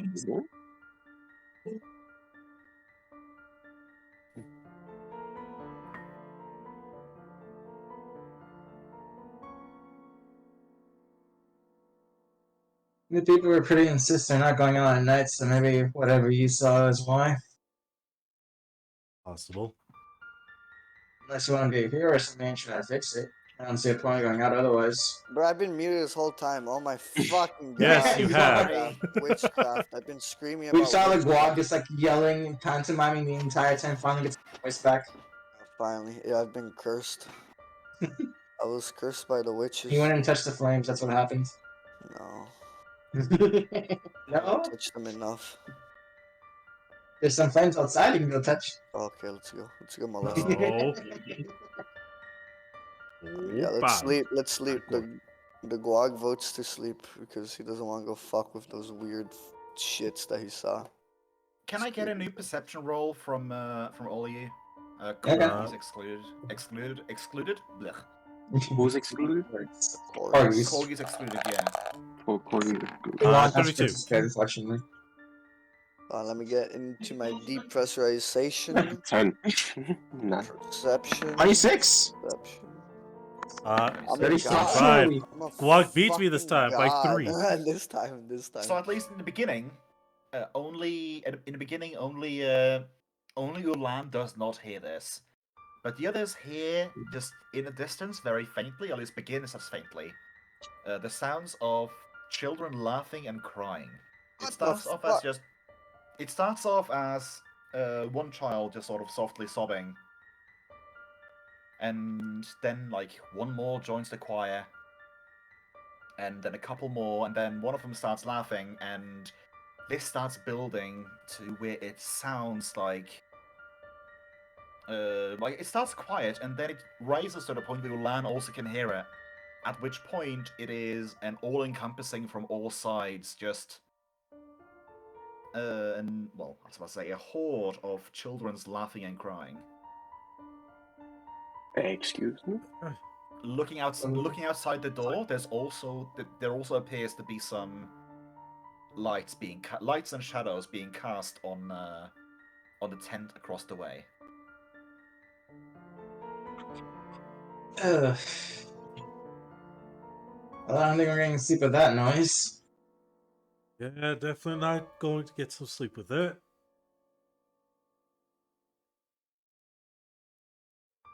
What are they doing now?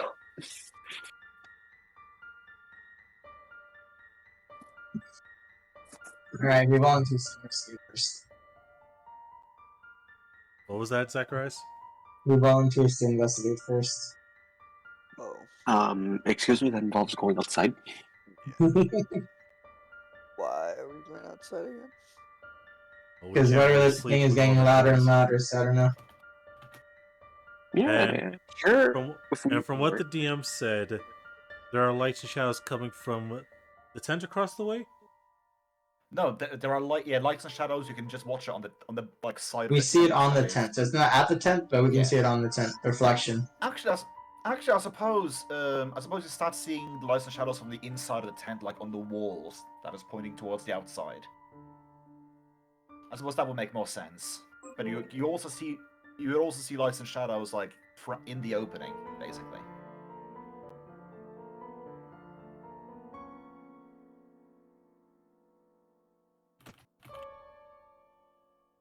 Question is, if we go and Yeah. investigate, the hell do we start?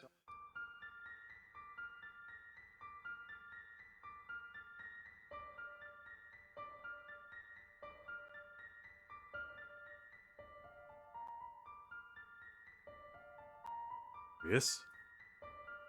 I don't know. You guys are the ones who noticed it first, so. What? I'd say we ignore it. Do we have to? What?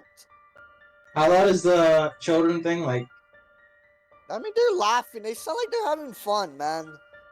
So you imagine, Yeah, I like, guess. Who's that crazy? Imagine a children laugh track, essentially. They're having Okay, think fun, of that. man. And then think of a children's laugh track like from a movie, but slightly louder than that. So it's no longer like it's on the verge of going from background noise to foreground noise.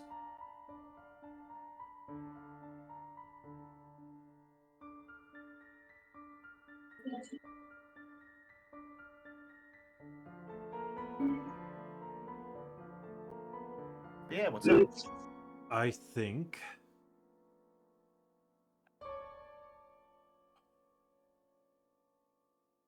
I'm scared. it's better for us to try and Investigate.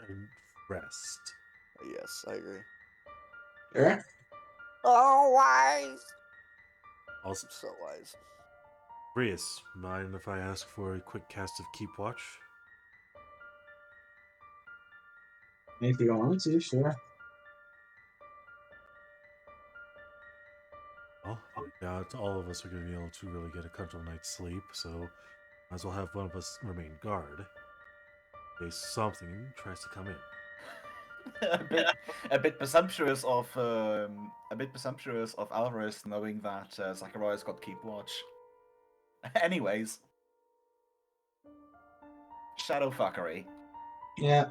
Yeah, shadow fuckery. Nine entities are starting to merge. Spritz Think so. into all this laughter and giggling. You just every once in a while hear the intermittent corgi bark every once in a while. One for him, one for me. I'm suspicious. Okay.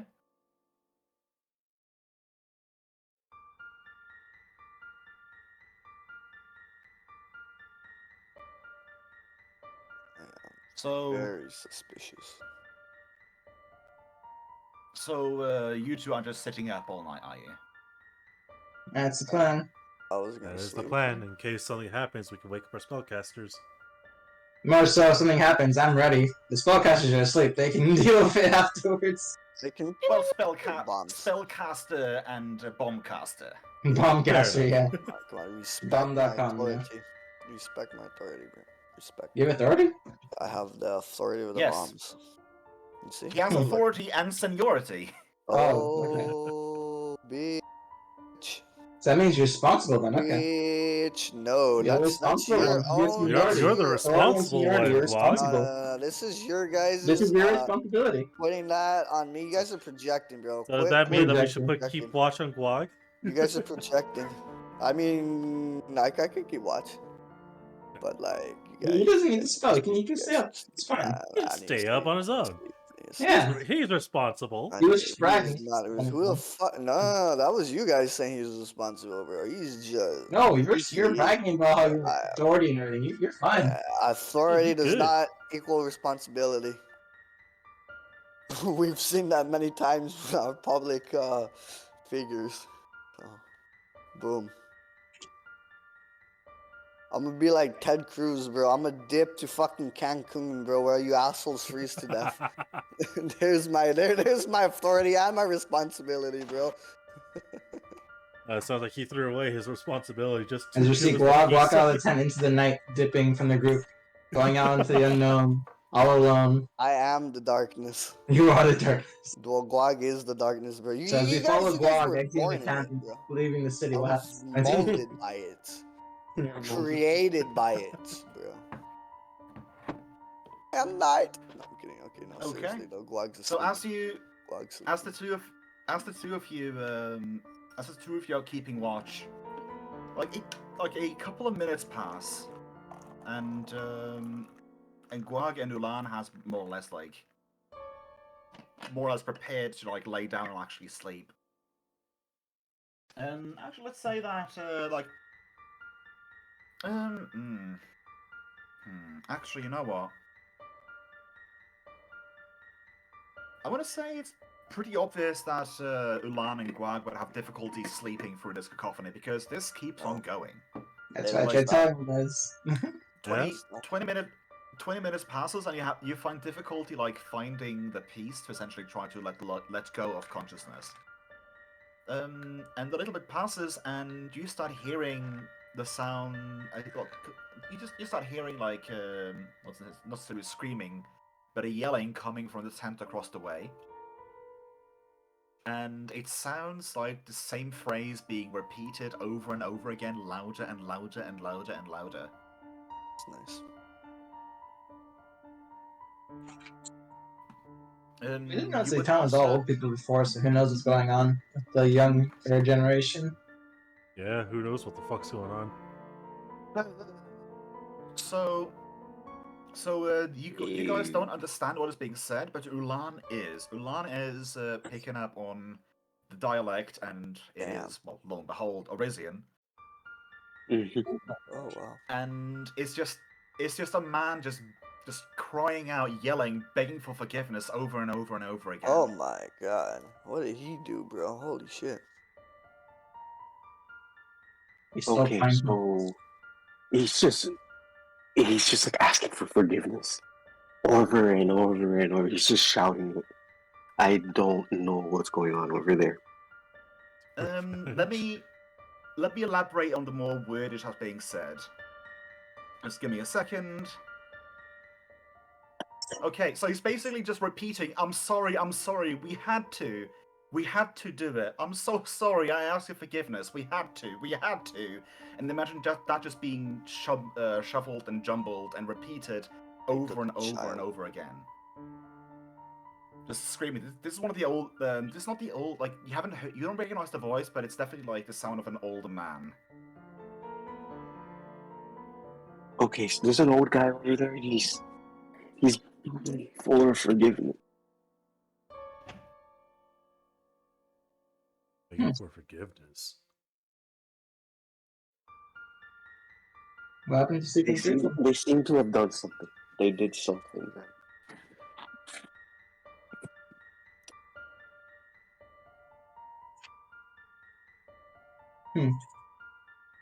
Oh, whatever the case is. begging for forgiveness, then he must be trying to atone for whatever the sin he caused.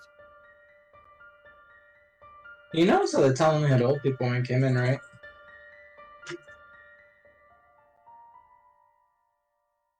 What's up? Keep in mind, he's saying, "Forgive us. We had to do it." It's a retirement Ulan- community, bro. Time. That's why Ulan we're hearing would children's read it voices in less your as- community. I would say Ulan would read it less as atonement and more as an excuses, more or less.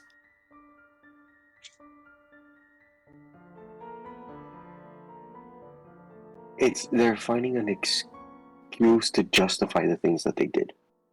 Yeah, like it's a justification. Like we had to. Like, we had no choice. We had to. There's always a choice. LOL, said that. Quag says from his deep slumber. Yes. In his dreams, just... He's snoring. What slumber? yeah, random extra. Guag's laying there Guag's with the bloodshot alchemist. eyes. No, Guag's the alchemist. He just brewed up a knockout potion and just roofed himself to sleep. You got the drugs. You got the Knock- Gets drugs. out cold. Knock the fuck out. And plus, the goblins, we enjoy our midnight celebrations. So, The goblins are probably the rowdiest, one of the rowdiest races. so that's what I'm saying, bro. So we're cool, bro, with whatever noise. Guag's cool with whatever noise is going on. He's used to it. I promise you, it's not as much as he's used to. And do you want to check it out, Ulan, or are you gonna keep trying to say? Just on a comment on the rowdiest races, I want to say that giants and orcs definitely are on the short list of potential rowdiest races as well, but for different reasons, I suppose. But yeah. Do you guys really think we should get into a fight with a bunch of random people that are begging for forgiveness right now? If we go out there, it's gonna be a fight. Oh, dude, I keep on coming back What's to new with our lives at this point? Besides, it sounds like getting annoying to me already. I want them to end. So we kill them because they're annoying. We don't have to kill them. We can see what's happening, man. You're saying you understand someone making excuses or whatever someone did. Why not go find the person and ask what happened? If you really want to know, well, we can ignore it. But we also were told to stay inside, probably because it's not. Maybe chances are, hear me out, whatever's doing this has a just reason, and we don't need to get involved because it probably won't attack us. Yes, exactly. I mean, it's your people, Ulan, so if you don't want to do anything, it's your final say.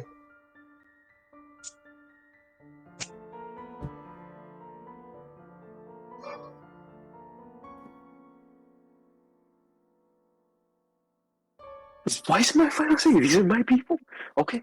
Technically, you're a prince of the desert. Everyone. You're the prince of a desert. We are in your lands, technically speaking. Well, prince. You say prince of a desert. He's a noble of a house. Yeah, you're noble of the house. Prince of the desert. Sounds more fun that way, honestly. Yeah. He's a desert It's more prince. magical. Desert Why are prince, you yeah. guys calling me a prince anyway? It's okay, Aladdin, it's okay. Wait, Strife. Would you argue that he's the dessert prince? No. He doesn't You're have the not cake sweet like enough. Guag. He does not have cake. Not like Guag, at least. He has to be Guag if he wants to be that. Also, he didn't sell his soul to the devil, and also he's not being haunted by mugs.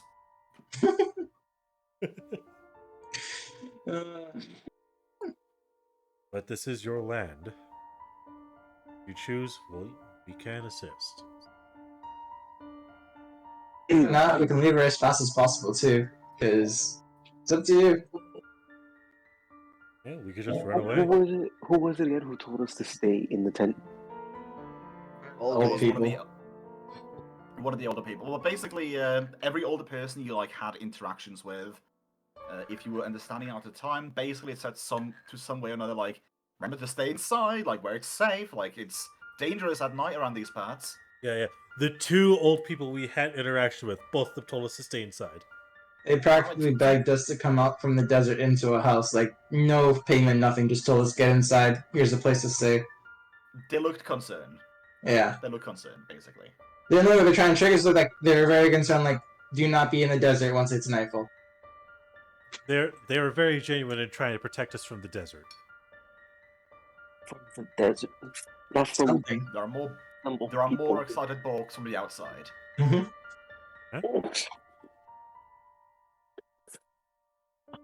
And you guys really don't want to make a decision? Okay, Hey, fine. Let's see what they're talking about. the thing is, it's your Okay. people. You choose if you want to do anything. Like, I would have ignored Huh? it until you said that. And here's my excuse for why I'm ignoring it. It's not my problem. We were told to do something. I'm following that logic. Guag But is it's just your scared. people. So what you say, I will assist with. All right, let's figure it out. Let's figure it out. No Nice fighting. white-spotted Please, no jellyfish. fighting. Yep, I'm cooking, bro. I'm cooking. I'm waiting to see. I'm down to help Miguel with the people I'm investigating, but Miguel they says I we're don't investigating. intend to get in a fight that I'm not involved in, so it's his people. I don't want to fight them. That's what I'm scared that if we go there, we're gonna fight. All right, let's go find out. Find out what they're begging forgiveness for. Wait, can't I just? If I can understand them, can't we just chill in the tent? I stay Just awake and I listen. just listen. Just listen. then we do nothing. Because the guy's just, from what you're saying, is like, you can console me saying this thing out into the desert. He's not gonna say much more than that. Or... All right, let's go. Let's figure it out. Let's hopefully these people are chill. Hopefully. Okay, so And they're pretty Lan hospitable. is going to brave the unknown and step outside. Yeah, I'll call this bravery. Yes. Guag just And would follow him. Alvarez will follow. Yeah, Guag rouses himself from his slumber. So, Oh, so we're talking. Ulan shows the bravery of the group and steps boldly outside and looks to the left and looks to the right. And to the best of his knowledge, he sees that the entire village is surrounded by a ring of floating colored flames. What? Fuck? Oh, get your people. Floating colored flames. I don't know, man. Guag likes the fire on the ground, bro. This is On the ground. This is some weird shit, bro. On the off to like out towards the outskirts, where towards where the barking is coming from, Ulan is noticing the corgis are sort of jumping and just joyously just sort of just jumping around more or less in these flames. They're partying. Well, basically, the corgis look like they're having a party. Meanwhile, like all the other flames around, they sort of like they are moving eerily. They are flickering in and out, and you can't count. Like you can't quickly count how many of these flames there are.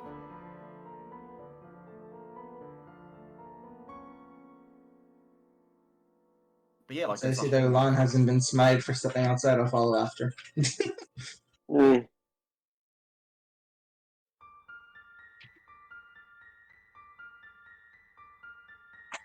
But yeah, like while this is happening, like you guys are like less muffled by the tent and such, and we're looking around like from across the way. Like you hear everyone hears like a bit more louder, like the man just repeating the thing, like it's not our fault. Like we had to do it. We had no choice. Like it had to happen.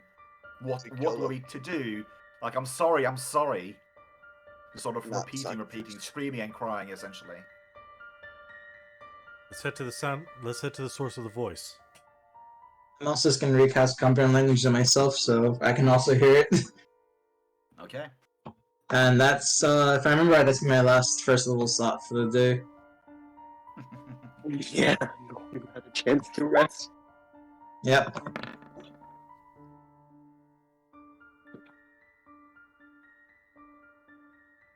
So yeah. Alvarez will lead the charge towards the voice. Screaming this. Well, to be fair, there are a couple of voices, but the one that was most prominently to you guys was from the tent, like straight across from you. Yeah, like you open up the flap to the tent with the most prominent screaming, and just huddled, like, more or less in the bed in a fetal position, covering their ears and just tears from their eyes, screaming. You see a man who... you see an older man. Not the man you saw before, a different one. And like he's just sort of just clenching his eyes closed and just cupping his ears and just screaming this forgiveness after forgiveness after forgiveness.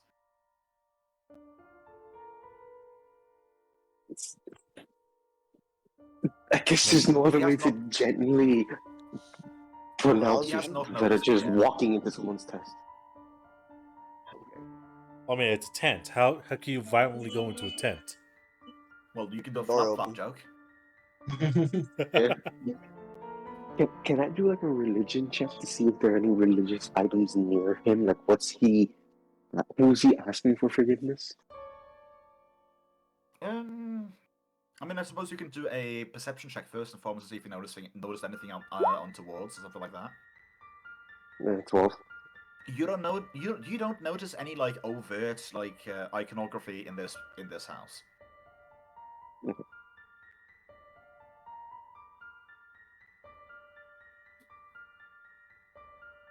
Well, through the only consistent one if you want to try.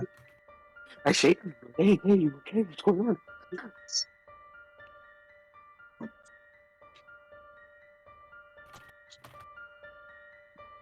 One moment. No, take your time.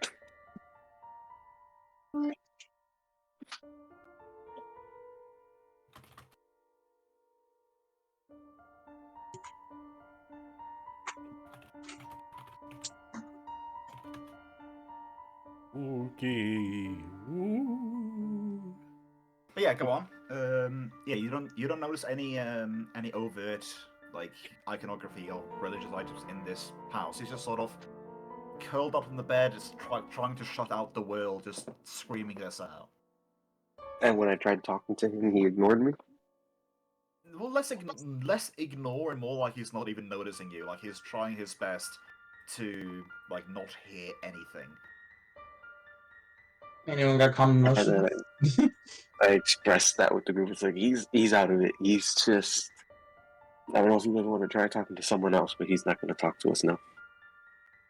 Anyone got the common motion spell by chance? What spells are? Oh, you don't know what spells are What called. are spells, bro? To be fair, I want to say calm emotions is actually one of the spells that makes sense for an alchemist to have. Make a potion of calm emotions. I don't know that stuff. None of us have it then. Yeah. I unfortunately do not. Something I can in order to try and figure out what may be causing this. Alvarez will pretty much sheath his whip and clutching onto his cassock, he's going to cast Detect Chaos. Yes. Yes. Chaos.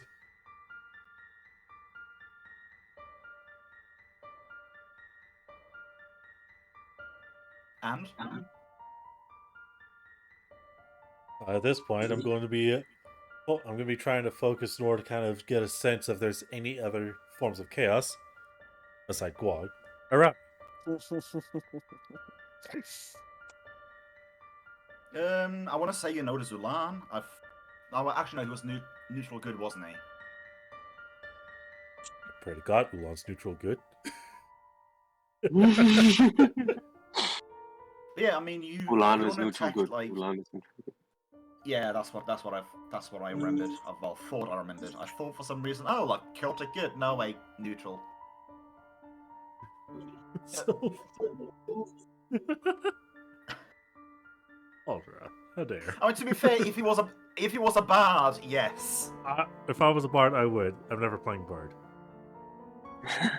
Never. I hope I'm going to be playing bard on Wednesdays.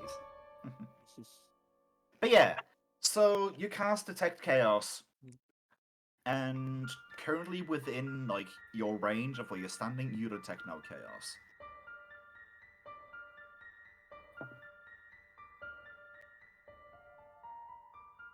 Nada. I'm not sensing any forms of chaos nearby. So whatever is doing this must have a purpose. None of us can detect evil, right? Our person can Um, detect evil. Not right God. now, no. Yeah, that's what I thought. Okay. Not right now. But we can detect chaos, though, which is interesting. Huh. I'm technically detect thoughts, but the guy's just gonna be raving the same thing. Yeah, for sure. For sure. There's not gonna be any variance there. Albra's gonna go and grab that man's hand and force him So, to open his ears. so when you grab his hand, Oh God. he starts literally freaking out. Like he, full high pitched scream just turns around and just starts freaking out, begging for his life. Or at least that's what that is what Ulan and Zacharias hears. He's still clenching his eyes shut. As he touches his hand, like he just flips around in his bed and just scream and just, please, no, just spare me, spare my life. I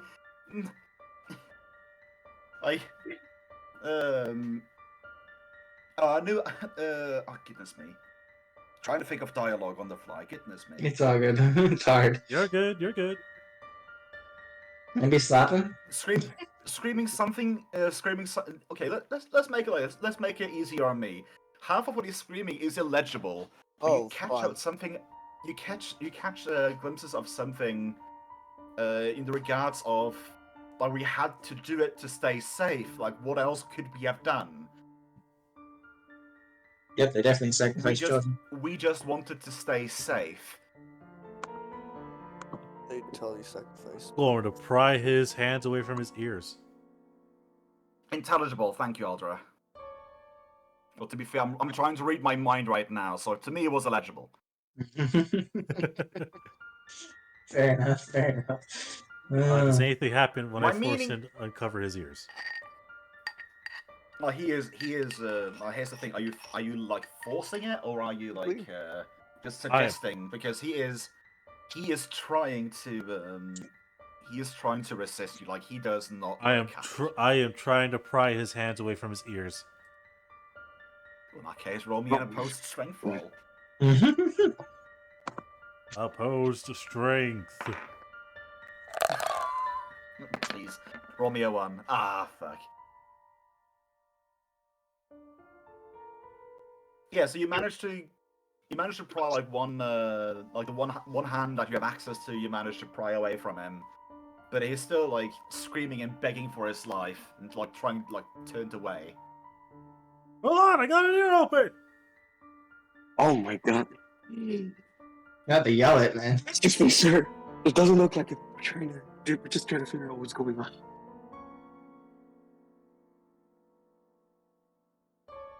Wag slapped the man. Wag just starts jumping. Trying to slap For a the second, man. for a second there, I heard you say Ulan slapped the man, and I just imagined Guag standing on a table and just sort of pointing, looking at him. Go. Yes, Delegating. he's Delegating pointing. tasks.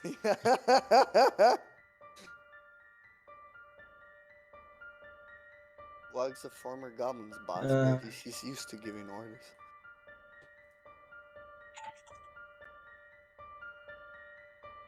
I wonder if I can make squid sushi. Arslan, the squid sushi is gonna be for you. That was Wag saying he wants to make squid sushi right now? He is. He's fantasizing about squid sushi. He's While licking his chops. while slapping the man to. While slapping me up while slap. You just see Wag licking his So lips. literally after slapping this man around a bit, he sort of opens his eyes for a glimpse and notices that it's not what he thought it was, and he just sort of tries catching himself and just sort of just backs up like into like the tent wall, basically looking like a cornered animal. Oh, Sort of my. hyperventilating, looking. He has stopped chanting at this point. He's sort of looking very, very scared in the direction of the group of people that he hasn't seen. he may know about like you as a group, but he doesn't. There's no Personally. visual recognition in his eyes. Yeah. Yeah. All right, now's your chance, Ulan. Yes, you are the Excuse me. former ruler of these people. These Excuse me, peasant sir, woman what is ruler. going on? peasantry. Well, if he's a peasantry, then I suppose we gotta crawl to the door. What? I would never. To burnate the countryside. Why not? Burnate the peasants of peasantry. Well, is this what you support? What? Man, Glog, I Why? didn't know you support Trogdor. Anyways, Ulan. Hurts. These nuts. Sir, No, okay. sir, what's going on? Are you okay? You've just been screaming. Screaming like He a is not madman. responding. He's just looking back and forth, looking scared half to death. Physical pain, man, makes this guy talk. Let's pull out the knives. No. No. The knife. Glog.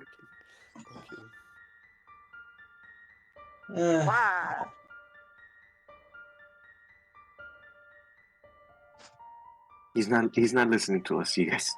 He's too Convince him. He's out of it. This is no bueno. He looks like he's trying to say something, but catches himself and just shuts up. That's rude.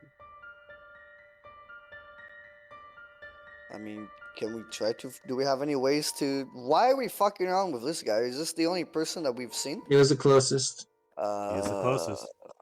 He was the We can try loudest. another person. Actually, wait. Now that he's not like that, Zacharias is gonna cast a spell. Go for it. What do you want to cast? Detect thoughts. Okay. So for the first 2 seconds, you know the presence of sentient creatures. Yeah. Does anyone do anything? Does anyone do anything in these 6 seconds? 6 seconds? Oh no. Do we I all would know like that? to try and assist Ulan in a diplomacy check. Okay. If you want to assist him in the diplomacy check, you're gonna have heavy penalties because you do not speak the language. I don't have any True. points in diplomacy.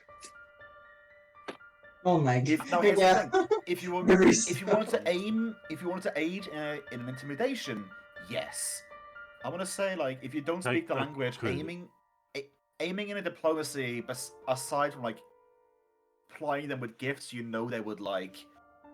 I want to say that is gonna be an illegal move, basically. But get the homeless box. I could intimidate. I got a +8 to it. But Anyways, Ulan wants to do persuade him to talk, or wants to intimidate the guy? What's Ulan? I meanwhile, even- Zacharias, haven't- aside from yourself, you're detecting 4 conscious thoughts in this room. Okay. Ghosts. okay.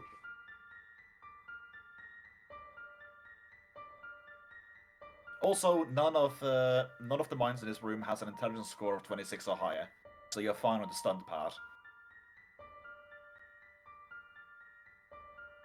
Okay. But yeah, you guys want to do something, or let's try to initiate something? Zacharias just mentioned, try asking him again what's going on. Ulan, what do you do? Yeah. I tried to. I don't really know because I'm looking at all my skills right now. I got points in bluff, but I don't have any in diplomacy, disguise, or anything that I might think can work here. I mean, just because you have points doesn't mean you can't attempt it. What? I thought we couldn't do a skill if we didn't have points in it. That's Well, only when if there's specific skills. It's not That every is only skill. very specific. If it has an asterisk right next to it, it's trained only. It's mainly like things like disable device, sleight of hand, and Handle animal, art the knowledge checks. Okay. No, I don't know what you can do without being skilled, dude. Really? It has the little star next to This it. okay. I thought you could do that. Anyways, like generally speaking, like there's only like 2 or 3 technically. Diplomacy is not diplomacy, bluff, intimidate. You can do those without a single check in them, basically. Here's the thing, if you ask me if you want to do something, just tell me, and I'll tell you like if you're gonna have a restricted like result, or if you can and can't do it. Just think of it like that. Then I Like, might want to bluff him because I have a -2 in charisma, so that hurts the diplomacy and the bluff. But I have +3 in bluff, so. Well, in that case, what do you want to say? That is not going to be true. How are you gonna bluff his ass? Yeah.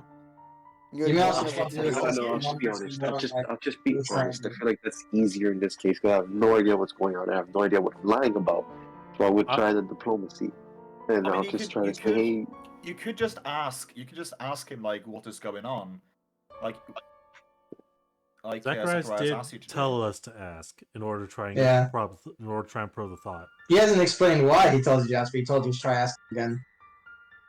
Okay, then I can just ask again what's going on, what's wrong. So he does not. He does not respond to this. He just sort of looks back and forth, looks towards like one of the walls of the tent, and looks back. As he must now roll a will save. One moment. Whoa. Because detect thoughts. Yeah, that's not gonna be the 15. Yeah.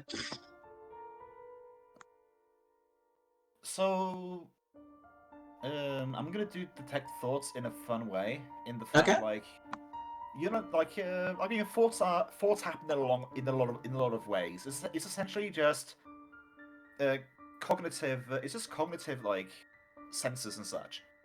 So with thoughts, you can have image thoughts, olfactory thoughts. You can have taste thoughts, but audio thoughts like thinking stuff.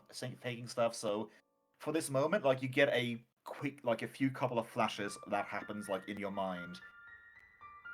You just sort of see the flashes of like one of these like balls of light, like little balls of flame, and you see a flash of an image of the same location, but everyone in the town, well, a lot of people in the town look very much younger.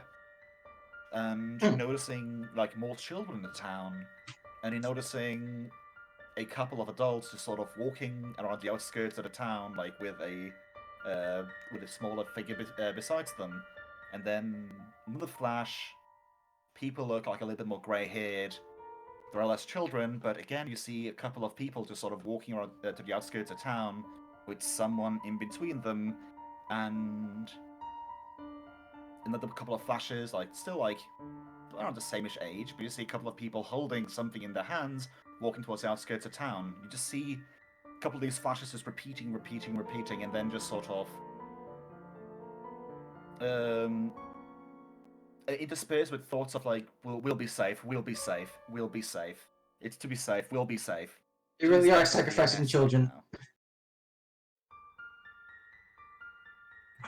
As he sees this, he's gonna mention to the rest of them that the guy thinks of the light, thinks of the town when everyone was huge, younger, and children were in the town. Then repeatedly of them going with younger people from what he interpreted towards the edge of town over and over again. Sam went on thoughts of, this will make us safe, this will make us safe. I think there's some kids or something in this room. Oh god, that would screw someone up. Ask him about the lights, see if that does anything. Or about what happened to why there's no kids. What happened to children? Guag slams on the table. Because Zacharias is pretty sure one of the sacrifices was a baby, from the implications of things. That's cool. He doesn't voice that part, but he's pretty sure that's one of them. He's just not entirely.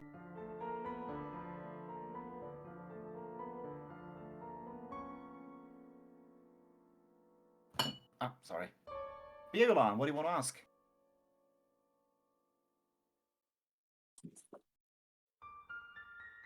why. That's why I'm going through my head. Okay. Can you explain that again, Arslan? Okay, so He explained long that time it seemed like some time ago, everyone here was younger, so not old people, younger people, like younger adults, I should say, rather than old. There was kids and everything, and there was visions of them taking two adults walking with a kid to the edge of town. It happening over and over again. At one point, it being a much smaller shape, which Zacharias thinks is a baby. As time goes on, I'm just thinking, like I said, in some way to say this way to say, as you mentioned, the light was also passed through. I would like to intimidate. You don't speak his language. Yeah. I'm gonna help you intimidate. He can No, look so I'm menacing. trying to intimidate is the thing. It's the Here's the villain. thing. Can I When ask him intimidating, then? you can look scary, but you're not gonna have any clear intent, essentially. Yeah, you need Ulan to initiate that if you want to intimidate. What, me not drawing my weapon and setting on fire is not a tent? No, that's what I'm. More That's than what just I mean, right? murdering Your intent is going to be unclear. It's basically just going to be like, oh, I'm hostile now. Yeah, it's not like answer a question. It's like I'm gonna kill you right now. Is what we interpret it as what 𝓏𝓪𝓷𝓾 saying. Fair Then enough. you need Ulan to start intimidation with a purpose. If you want to actually have a more guaranteed effect.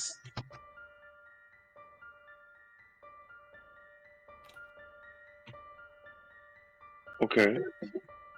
Yeah, it's up to, I'm just saying, ask him about that stuff because I'm giving you what I'm seeing. What I have in my head is that I can ask him, why would they take the children away?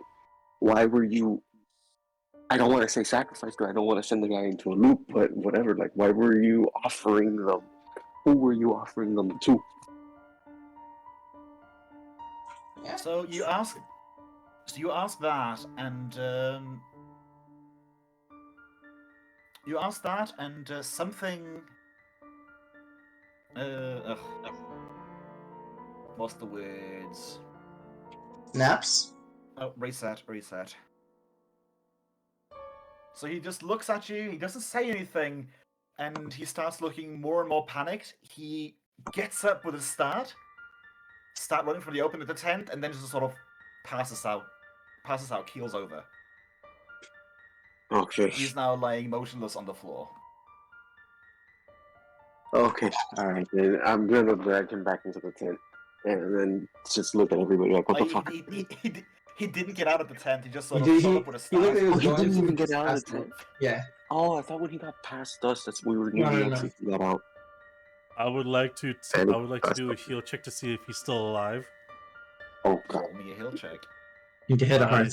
Here it is with a +3. A 5. As far as you're concerned, he's dead. Yep. Does he voice that? You might be dead. I'll check. I'll check. I'd like to get a second opinion. Second opinion. He is not dead. He is conscious. Zacharias, he is not dead, but it basically feels like he's running a fever. Feels like he has a fever. I don't know what happened, but he's alive. Yeah, you didn't die. That's good. For a healer, you're not very good at telling who's alive and who's dead. Out of his face palming, how did I ever pass the bar for examinations? This is why Dane's banned from healer.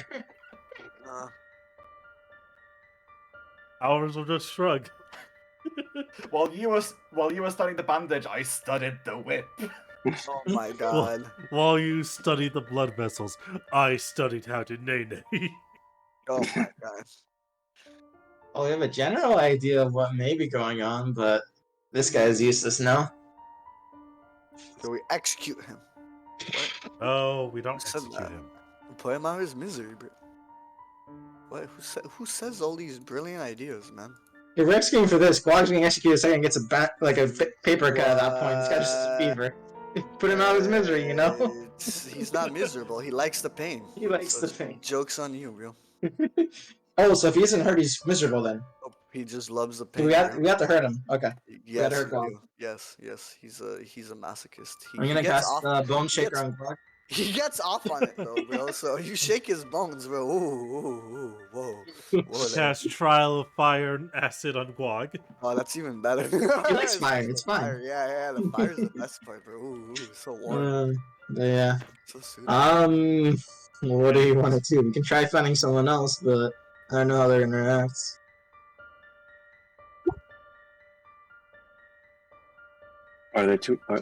Were more people screaming? Maybe we can find someone younger.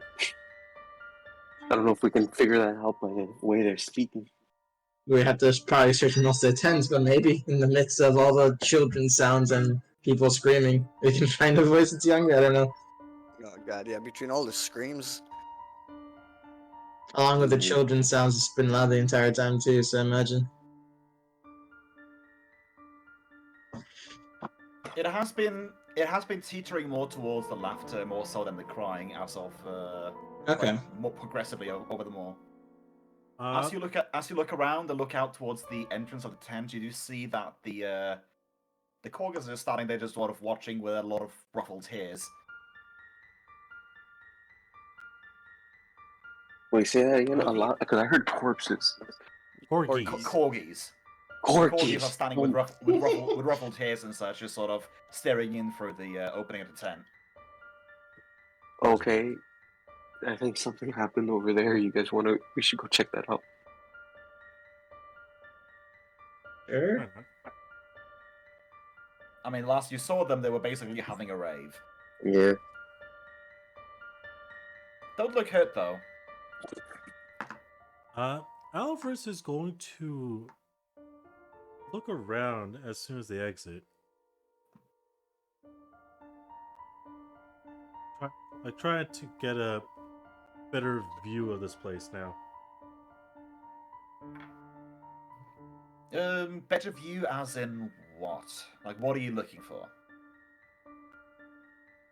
Any other moving bodies, essentially. Well, pretty much the only thing moving you see out is the lights in the on the outskirts. Like this line, this circular line of just lights that are swirling. Alright. Seems like we can't leave the town at all. Unless that line allows us to go through.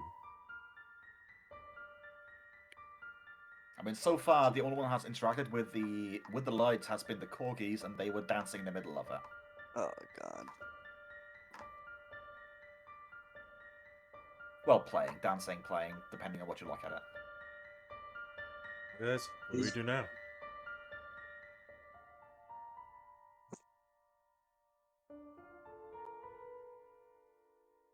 I said we'd try again. No, we don't. Spoilers. Wait, back to the corgis. What was inside? Oh, they're looking at us. They were just standing in the doorway, just looking in. If you guys moved out, they just sort of shuffled off and just sort of meandering around. Also, Zacharias, are you still concentrating on detect thoughts? Yes. Okay. That is though. Yeah, I lost comprehend languages for detect thoughts. I did lose comprehend languages for that. Actually, let me go and double check that. Comprehend languages. Did you cast comprehend languages before or after detect thoughts? Before detect thoughts. Yeah, you didn't lose. This is not 5e. Oh, okay, thank God. If it says Yeah. comprehend languages like 10 minutes per level, then you Okay. keep that for 10 minutes per level. Even if you cast another spell with an effect, like here it says like concentrate up to a minute per level, which means that you can keep that going. You keep one concentrate spells going, and you can have infinite amounts of like 10 minutes per level spells going as well. Okay. So I you can forgot have mage Pathfinder armor. lets you do more at once. Okay. Yeah. You can only have one concentration spell up, but like you can have comprehend thoughts, detect magic, and detect thoughts like up all at once. Comprehend thoughts and languages. Yes. That's what I'm doing essentially right now. Yeah, Yes. but you're not gonna have a lot of time with it. Essentially, allow Yeah. you to like. I'm gonna allow you to like walk around, walk outside, like scan the area a little bit. hmm Like you can detect a couple of thoughts, like that are in the like tents. Like some like no more than 2 in a single tent. Like a lot of these tents are smaller tents, like that look like personal tents. Like the one you just exited was one of the bigger ones. Like maybe like one of the elders of the society. You don't know. Didn't look like it though, but most of the tents like either have just 1 or 2 thoughts in them. None appear to have a third. Would you like to try to pry into one more thought? Sure. Okay. Rolling a random will save. And let me roll a d100 as well.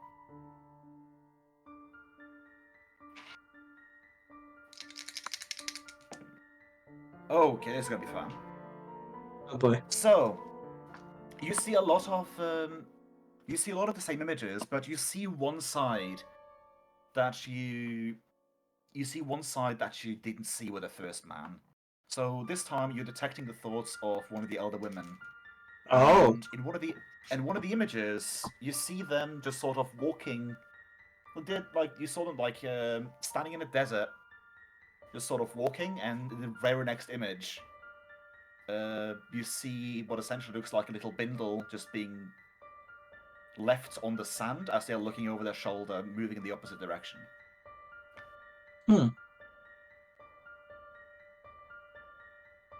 Okay.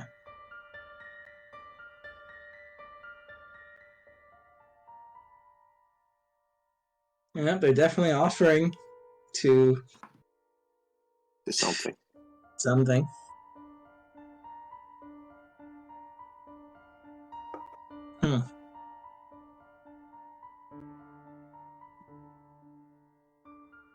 But yeah, and also like it's this repetition of like, oh, it's for our own protection, like it's to keep us safe. Yeah, so repeating it's for their own protection, keep us safe. We had to do this. What choice did we have? They've had no choice. Actually, thinking of it, this is a nomad village, right? Why are they stuck here then? Is it why they're doing sacrifices? They can't leave this place, or? Yeah, just to reiterate, like you see the same village, like Yeah. throughout the ages. Like from your recollection from these images from the forts, this village has stood here. Like maybe like some of the fabric has been changed out every once in a while, but this village, like it looks like a nomad village, but it's been in the same location for, as far as you can tell, like decades. It feels like. Yeah, this place has been here for decades, from what I can see. The nomads. Sometimes new faces are added, but yeah, like just generally not a lot of children. Yeah.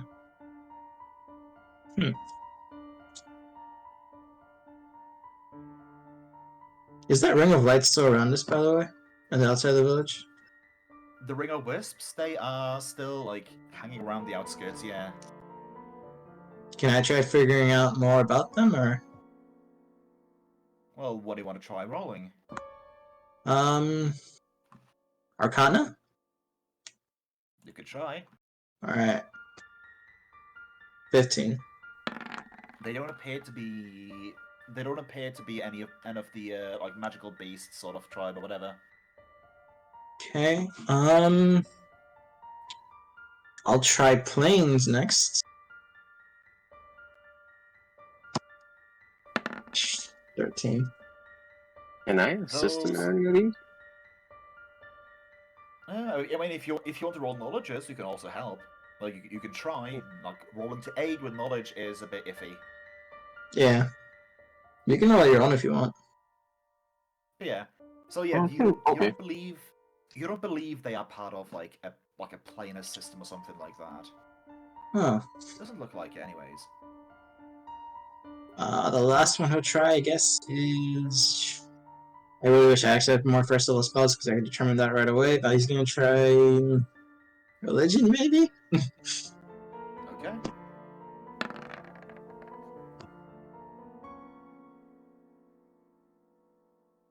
15. So you are. So you are not quite. You're not quite sure, but you get an inkling. The more you stare at these little wisps and such, you get an inkling like they have sort of like behaviors of their own. Like some of them act more erratically than others, almost like they are some form of spirit or something. You have a bit of difficulty putting a finger on it though, but they definitely feel like a spirit with a personality. Alright, so we'll relate that to everyone else.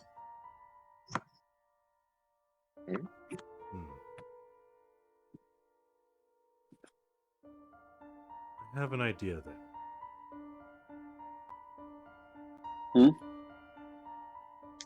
Hold on. Yeah. Why don't we try talking to them? That worked out well last time, but I'm down. I'm willing. I'm talking about the spirits.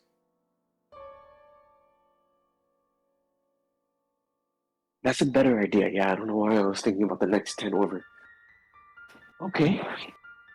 Okay, if you think they're willing to talk, I'll talk to them. Okay, so how you want to go about doing this? Then have the phantom with me. I will approach without my weapon drawn. I'll have it sheathed. That grass is gonna stay there. Before this happens, just...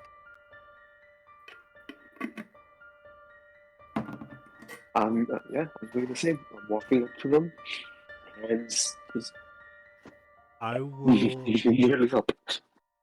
I will attempt to speak in Celestial to them. As you try to get closer, they appear to be, like, more or less staying away. Like, they were, like, ugh. Think, brain, think.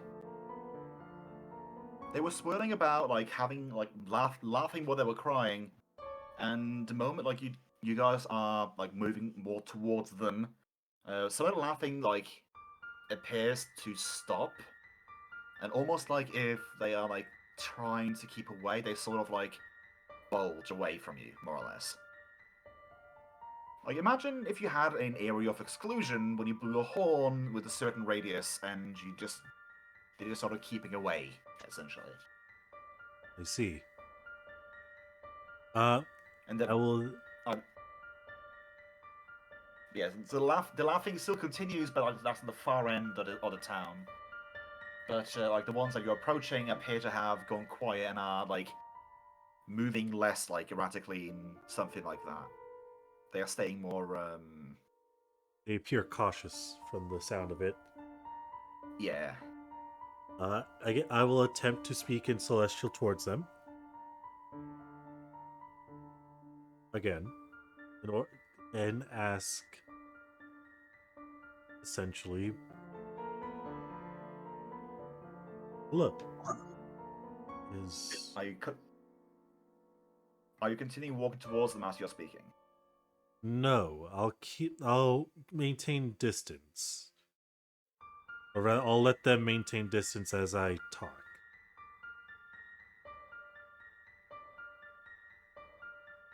We were told about the night, and I would like to know what is happening here.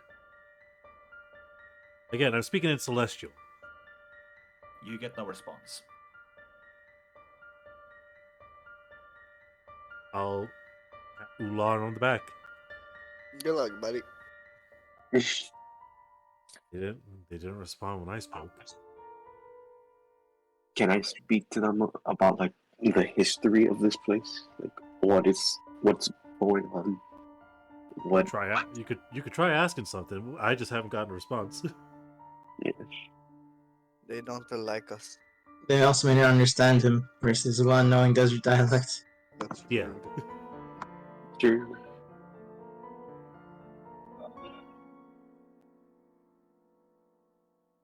Yeah, so you are trying to speak to them?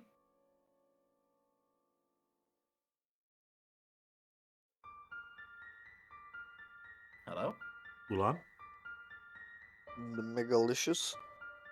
No, I was asked the question, so I had to mute myself. I'm sorry. Ah. I'm going to try to speak to the spirits in this language, in their natural tongue, and In ask them Osirian. in Syrian what is going on. So, as you direct the question to them and start asking, the ones that have become very incautious just sort of whisk out, becoming invisible, breaking the circle, as it were. Oh. I cast see invisibility when that happens.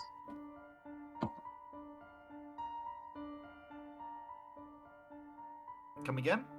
Can I cast see invisibility when that happens? Do you have a spell slot left to do that? On second level, yes, I still have. Because the only one I use for second level is Detect Thoughts, so. You want to cast see invisibility? Yep. Okay. You cast see invisibility and... yeah, you know what? Let's be a bit freaky about it. Okay. So in the places where there previously was like flickering flames, where they went away, you cast invisibility and you see just rows and rows, where each flame was is replaced with some form of a child's face, all different, of various ages. Jeez. We're gonna slowly walk the other two when I see that. Because I was hanging back a little bit. And just quietly say to them, the ones that are invisible, I see child's faces in their places now. Oh.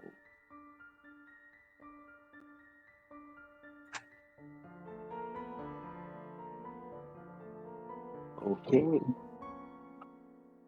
That's why these people want to stay inside their tent. They don't want to deal with what they've done. They don't want to be confronted with the things they did in the past. I'm just confused though. They said every time of the memories is like, this will keep us safe. If they're giving their kids for, if these are their kids, what are they keeping them safe from? These nuts? No, I wouldn't accept children. Yeah, we got Kyle Quag's nuts. That's the solution. You see? Wait, danger. cut them off. It's the danger. We gotta cut them off. That's what we're trying to figure out, you know? That's discriminatory behavior. If they were giving away children, or to be safe. These spirits are maybe the children. We need to find this village's leader, the actual elder of the village.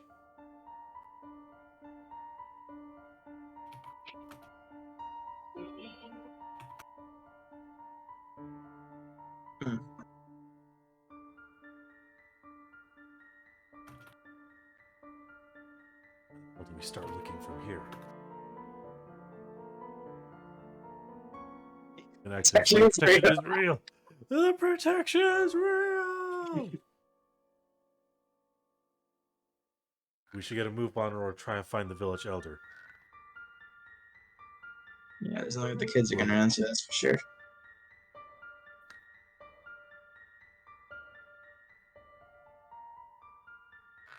I would like to try and find the nomadic.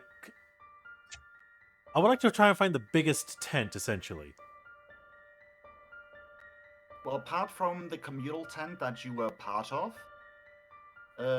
basically the biggest tent that you see around is the one where the dude was passed out in. Maybe the village elder might not be a good idea.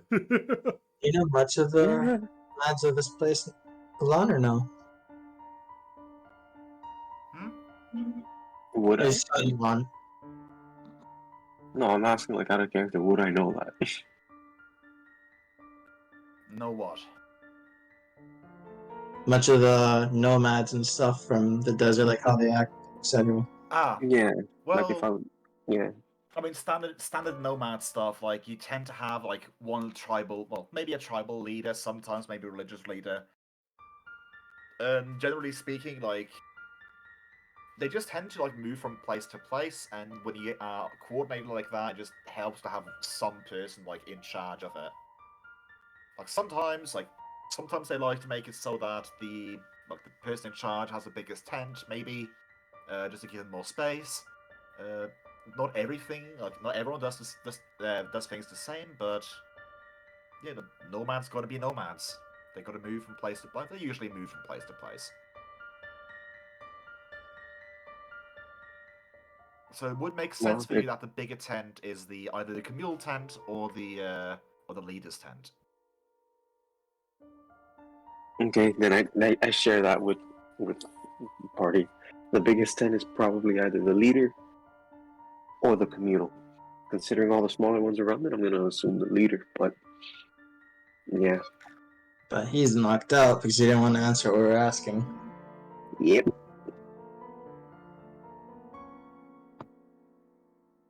So then maybe it is the communal tent if he was here.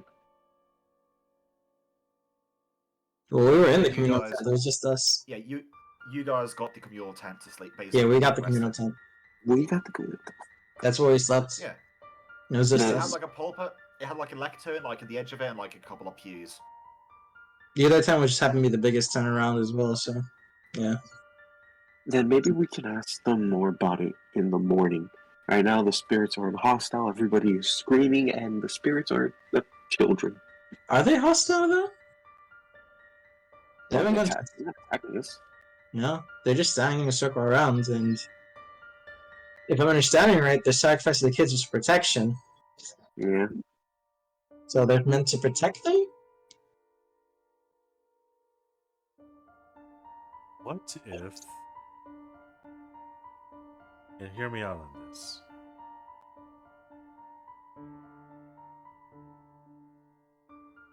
What if we bring one of them towards the line? I don't think that's gonna be a good idea. It's definitely not going to be willing from how the person is acting. Yes, and probably the spirits are angry at those guys. But they were laughing. Are they angry? It started out as crying and then went more to laughing later. Yeah. I mean, the guy's unconscious. We can always bring him out to them, but I don't know what happened. Yeah, I kind of feel like the spirit would kill them. Well, here's At the least thing. test it. If they kill him, that's some part of revenge that they might actually get. Considering, I doubt these children were willing to be sacrificed like that. Like, yes, but also where we are. Zach says. Go. But also where we are, wouldn't the others kind of be upset at us a little bit for dragging one of these guys out of the tent for the spirits to kill? Yeah, sure, they're begging for forgiveness. Murder is a different thing. Well, remember, what you interpreted wasn't forgiveness. They were saying it's an excuse. It was an excuse. Yeah. It wasn't like, I want forgiveness for this. I'm justifying my actions. It's just we had to do it. I think we should just drag one of them to the line, see what happens. We don't have to go all the way. We just bring them out to see it, but not all the way to them. If they come rushing to it, then we take them back. Agreed. We can easily bring him back. We can easily get him back into a safe spot. We're experimenting with a man's life. Okay. I mean, from what when I read their minds at least, there are nomads who've been stuck here for decades, fearing something and sacrificing their kids for protection. I don't know what kind of. That sounds right. like a lot like somewhere in the north, I would say. In several places, participating in any form of sacrifice also means that you yourself must be ready to be sacrificed. In certain places, that's not here. Oh, apparently it's been here for decades, Ulan, so... So, yeah, what we better can try way that. than the test? Oh god, let's see. So what do you do? I'm gonna stand by the side of the tent and I'm gonna watch this and I'm going to be ready in case one of the spirits look violent. I guess then Avarice and Zach are gonna get the unconscious guy from his tent and start essentially carrying him in the direction of the spirits, not going all the way to them, but that direction. So Yeah. you're carrying him towards the edge of town. Yeah, towards where we saw the kids and everything. Okay. How far out are you going, essentially? I guess where we last went? Or right before, if they moved back to where they were before we went out to them, then right before they moved away that general area, but essentially about that distance from the spirits. So you go back into the also we lost both Gwag and Miguel. Come here. No, they're back. Ah, you're back. Well, Miguel's Has a got a phone call. Yeah. Oh. Miguel's got a phone call. But yeah, so you start bringing out the person you think is the village elder. Oh, we think out like. We don't know. He didn't answer Yeah, anything. your best guess is that okay, this dude got the biggest house, like might be the village elder. Who knows? Sacrifice all the old people. Might be the normal elder. You don't know. It's a bit difficult to gauge. I'm sad. So you go into the house and when you come back out again, you notice that the spirits have rejoined the line and they are lighting up again. They are keeping quiet though. The laughter on the other side is still going on. And as you bring the man's body closer to to where you were before it started moving, you notice that the lights, the lights that are closer to you, grow dimmer and dimmer. Like not necessarily winking away, but they grow a little bit. They grow a little dim, still keeping quiet. And then, in what feels like a blink of an eye, they flare up to 10 times the normal size, and in a shockwave effect, you hear one of them start screaming, a blood-curdling scream, and start flaring up in size, and that spreads. And the whole circle around the town starts just lighting up in very, very bright colors and screens. As looking around you, you notice every single one of the wisps are just charging forwards, just sort of closing in on the entirety of the town. And being that you are closer, you're the ones closest to it. You notice a handful of the wisps lunge for the body. What do you do?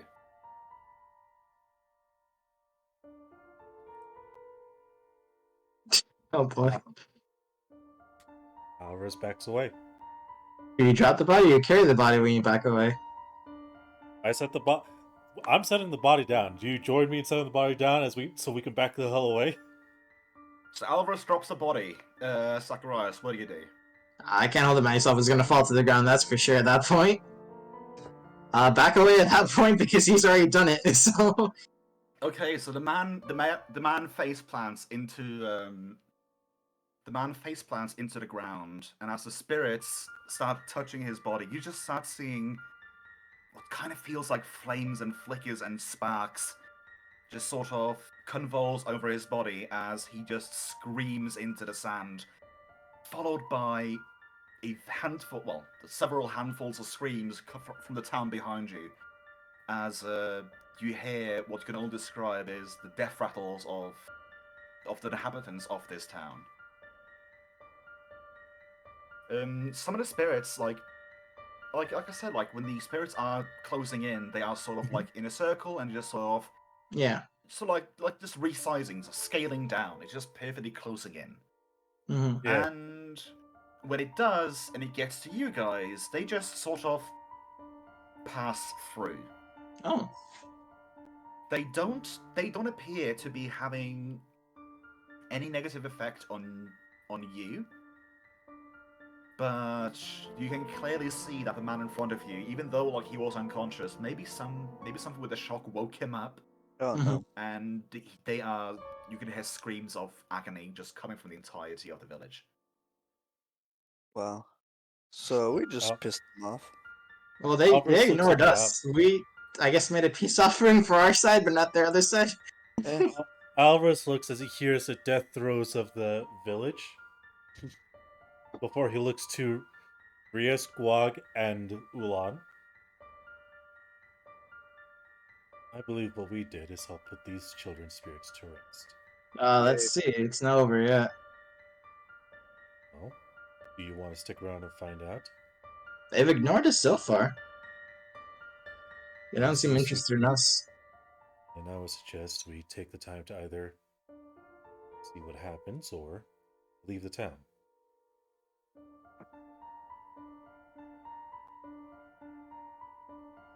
So what do you do? Because I believe what we did is give these spirits their much needed vengeance. That's what I'm thinking too, but will it release them or not is the question. Zacharias just takes like a notebook and starts writing.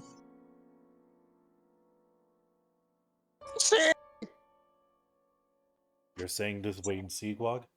No, I said heresy because Arsenal. Yeah, I'm writing. Stealing my thoughts. The book's stealing my thoughts right now. It's a Guag. I just screamed heresy. Well, stealing your thoughts, stealing your soul. Stealing my soul, sorry. Okay, yeah, I guess. Well, I guess the wording would be for the goblins would still be stealing your thoughts, but an extension of your soul. Yeah, an extension soul. Relax, Guag. It only works on goblins. We're immune to that. It is a bit The cold. books took our souls ages ago. Don't worry about it. I sold it a long time ago. Why do you think that non-goblins don't have their own like personal like song theme tune sort of a thing like goblins do? I think at this point,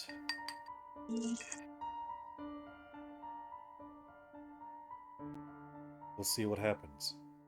Let's head to one of the tents. As if we leave this town, we're gonna freeze to death with the cold of the desert. I mean, to be fair, you do got a campfire bead. Anyways, Well, we do have a campfire bead. Yeah, we could just leave. well, I Okay. suppose as you guys are musing over the screams of agony that is sort of backdropping this. Yeah. Was Miguel the one dropping out? Yeah, we left it alone. Oh, and yeah. So as the screams of agony are backdropping this, honestly, a bit too chill conversation.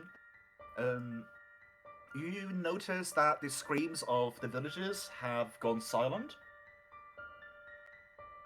As the screams of the glowing wisp-like things just sort of starts getting louder again, as they just sort of start expanding, like going out, like a circle went into the center and then it's spreading outwards again, as you just sort of see these spirits just sort of pass through you again and just keep on going, like in essentially one in each direction.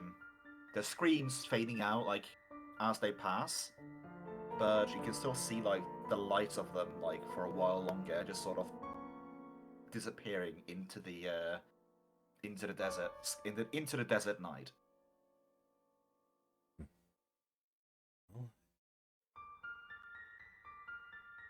I guess they didn't hurt us at all. Yeah.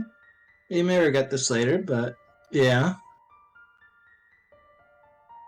At this point, Alvarez will kind of remove his hood and pull down his mask as he looks towards Zacharias.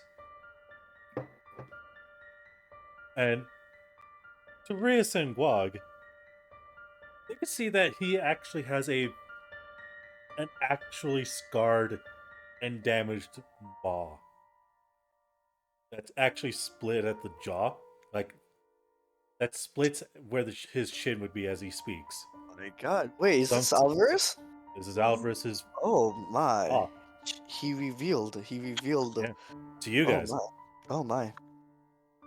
Sometimes Getting one's revenge can help put its soul at ease.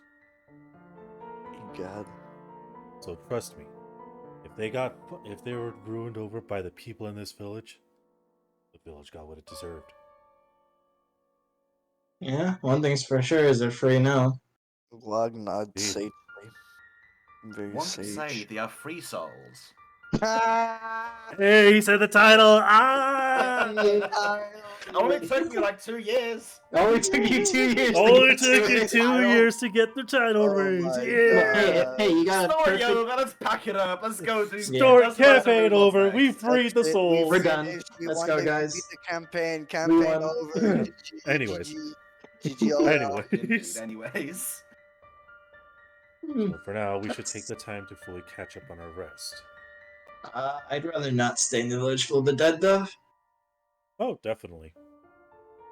Yeah, like the body left by the spirits that's looking in front of you is. It does not look like a peaceful death.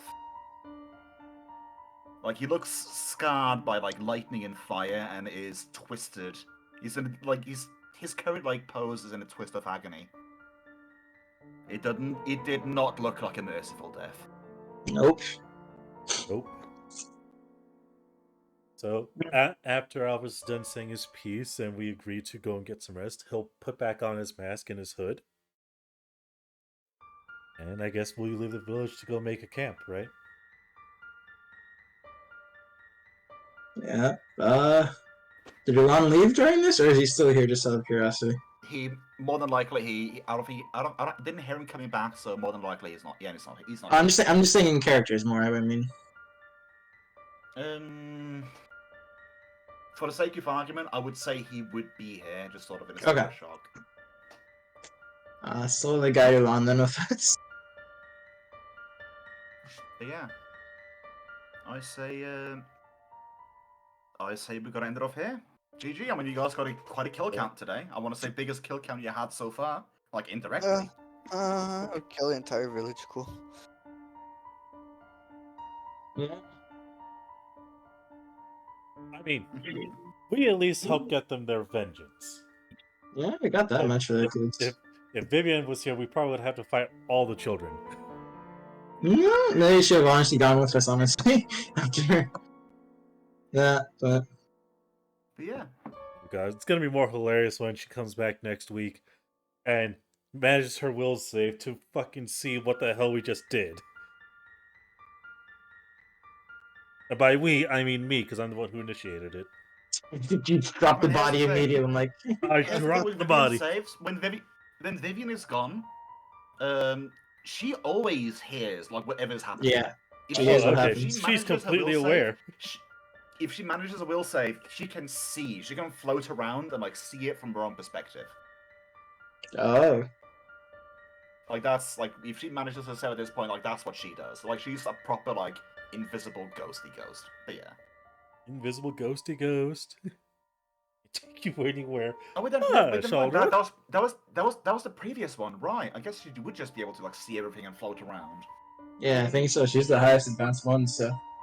Yeah. Anyways, I'm gonna say like well, you know what, dog standard 2,000 for everyone. Woohoo! Was just a Oh, story 2K. session, mate, but still, we had a creepy sesh. Very nice. A very creepy stash. Oh, Miguel, oh boy. Miguel! Oh boy. We Miguel, murdered we the killed village. We killed the village? Everyone's the dead. village. Yes, Everyone died except us. The no spirits had survivors no. at the party. Yeah. You're kidding, right? The spirit. No. And also, I said the thing. I said the title. I did a title. Yeah, drop. he said the He title. did he title said, drop. he said the dropped free title. souls. He said the He title. So, what happened to Miguel was the spirits started. We brought it out. The spirits went quiet for a bit, then started screaming, and the flames looked more so than usual. And it went around the entire circle, and then all the spirits charged in. Immediately, Avarice let go of the body, so Zacharias let go afterwards. He can't carry half a body at that point.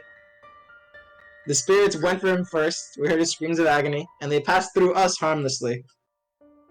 However, we knew screams that of was gonna agony. happen. We knew it. I said let's wait till morning so we can ask them when they're a little bit more coherent. Now everybody's dead. Yep. Spirits Hey, left after they presumably killed everyone in the village. They all left in a different direction. we set those spirits free. What would have happened if we asked the people in the village in the morning and then left? All we had to do was drag one of them out in the middle of the night. We could have done that. What were they gonna do to stop us? That's what we just did, and all the spirits got pissed off. But yeah, that's literally what we did. We dragged the unconscious guy out. The innocent spirits have been sedated or forgiven or whatever. Maybe they got their revenge. Because now they're free. Yeah, those spirits got their vengeance. They sweeped the village off the fucking map at this point. It wasn't even on the map to begin with. It was just swept clean. We also ended session with us just leaving the village of dead bodies. So Yeah, well, speaking of leaving, I gotta go. I love you guys. Peace out. Good luck. Have fun. Later. Bye. Love you, Guan. Thank you Peace for out. attending. Oh, and he's gone. Yeah. And he's gone. And it's done. Bye, well, Okay. It's back. Bye-bye. Love you, Guan. Yay! Thank you so much Later. for coming. Thank you so much.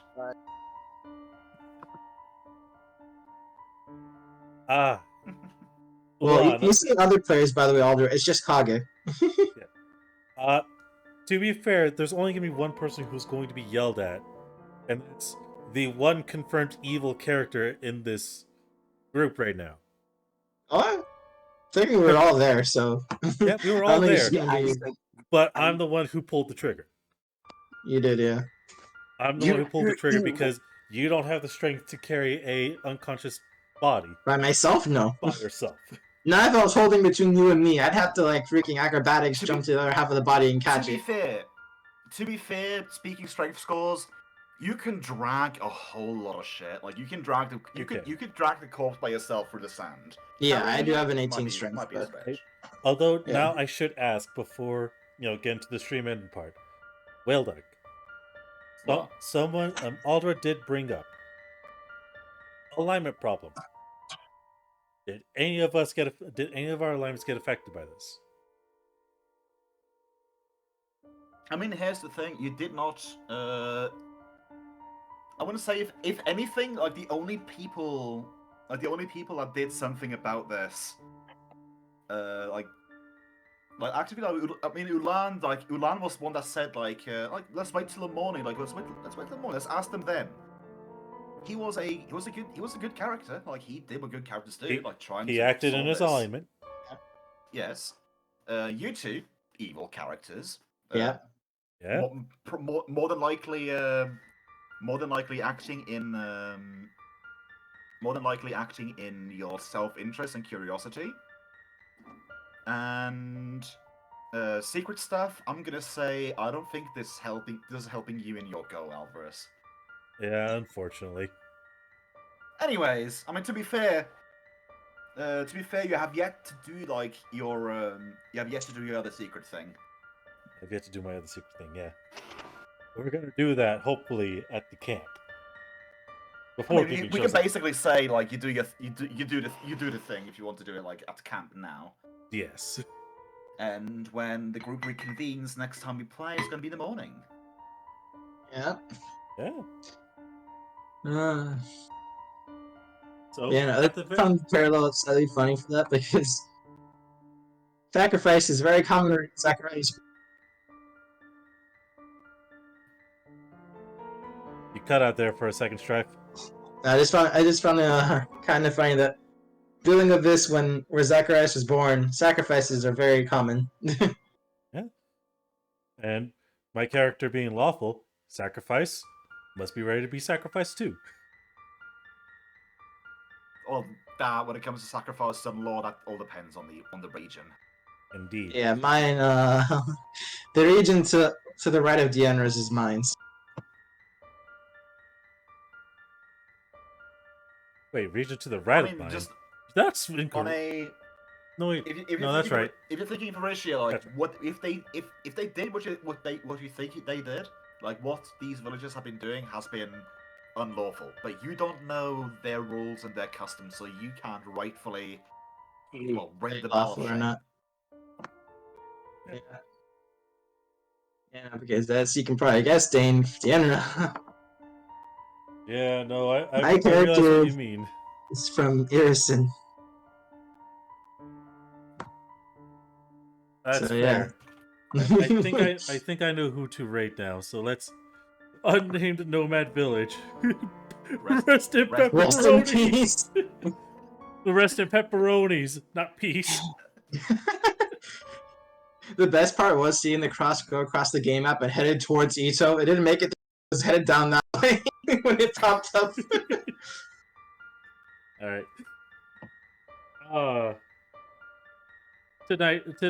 Today's game session was super fun. Yeah. I'm glad you liked it. I'm glad to actually have managed to form an in-game evil act for once, finally.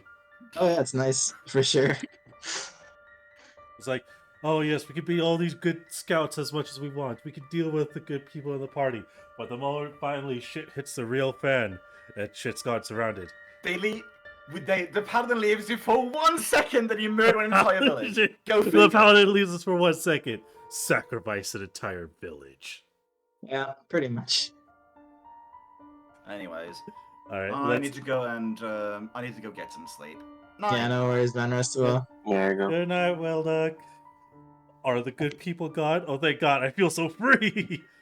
Right, it's only a war crime if you lose the war. That's right, Aldra. Yep, there's no witnesses but us. No witnesses but us. I do want to thank both Ray and King for actually following. I appreciate anyone else who came to spend their time to watch. And I love every single one of you. Deuces. Zane signing off.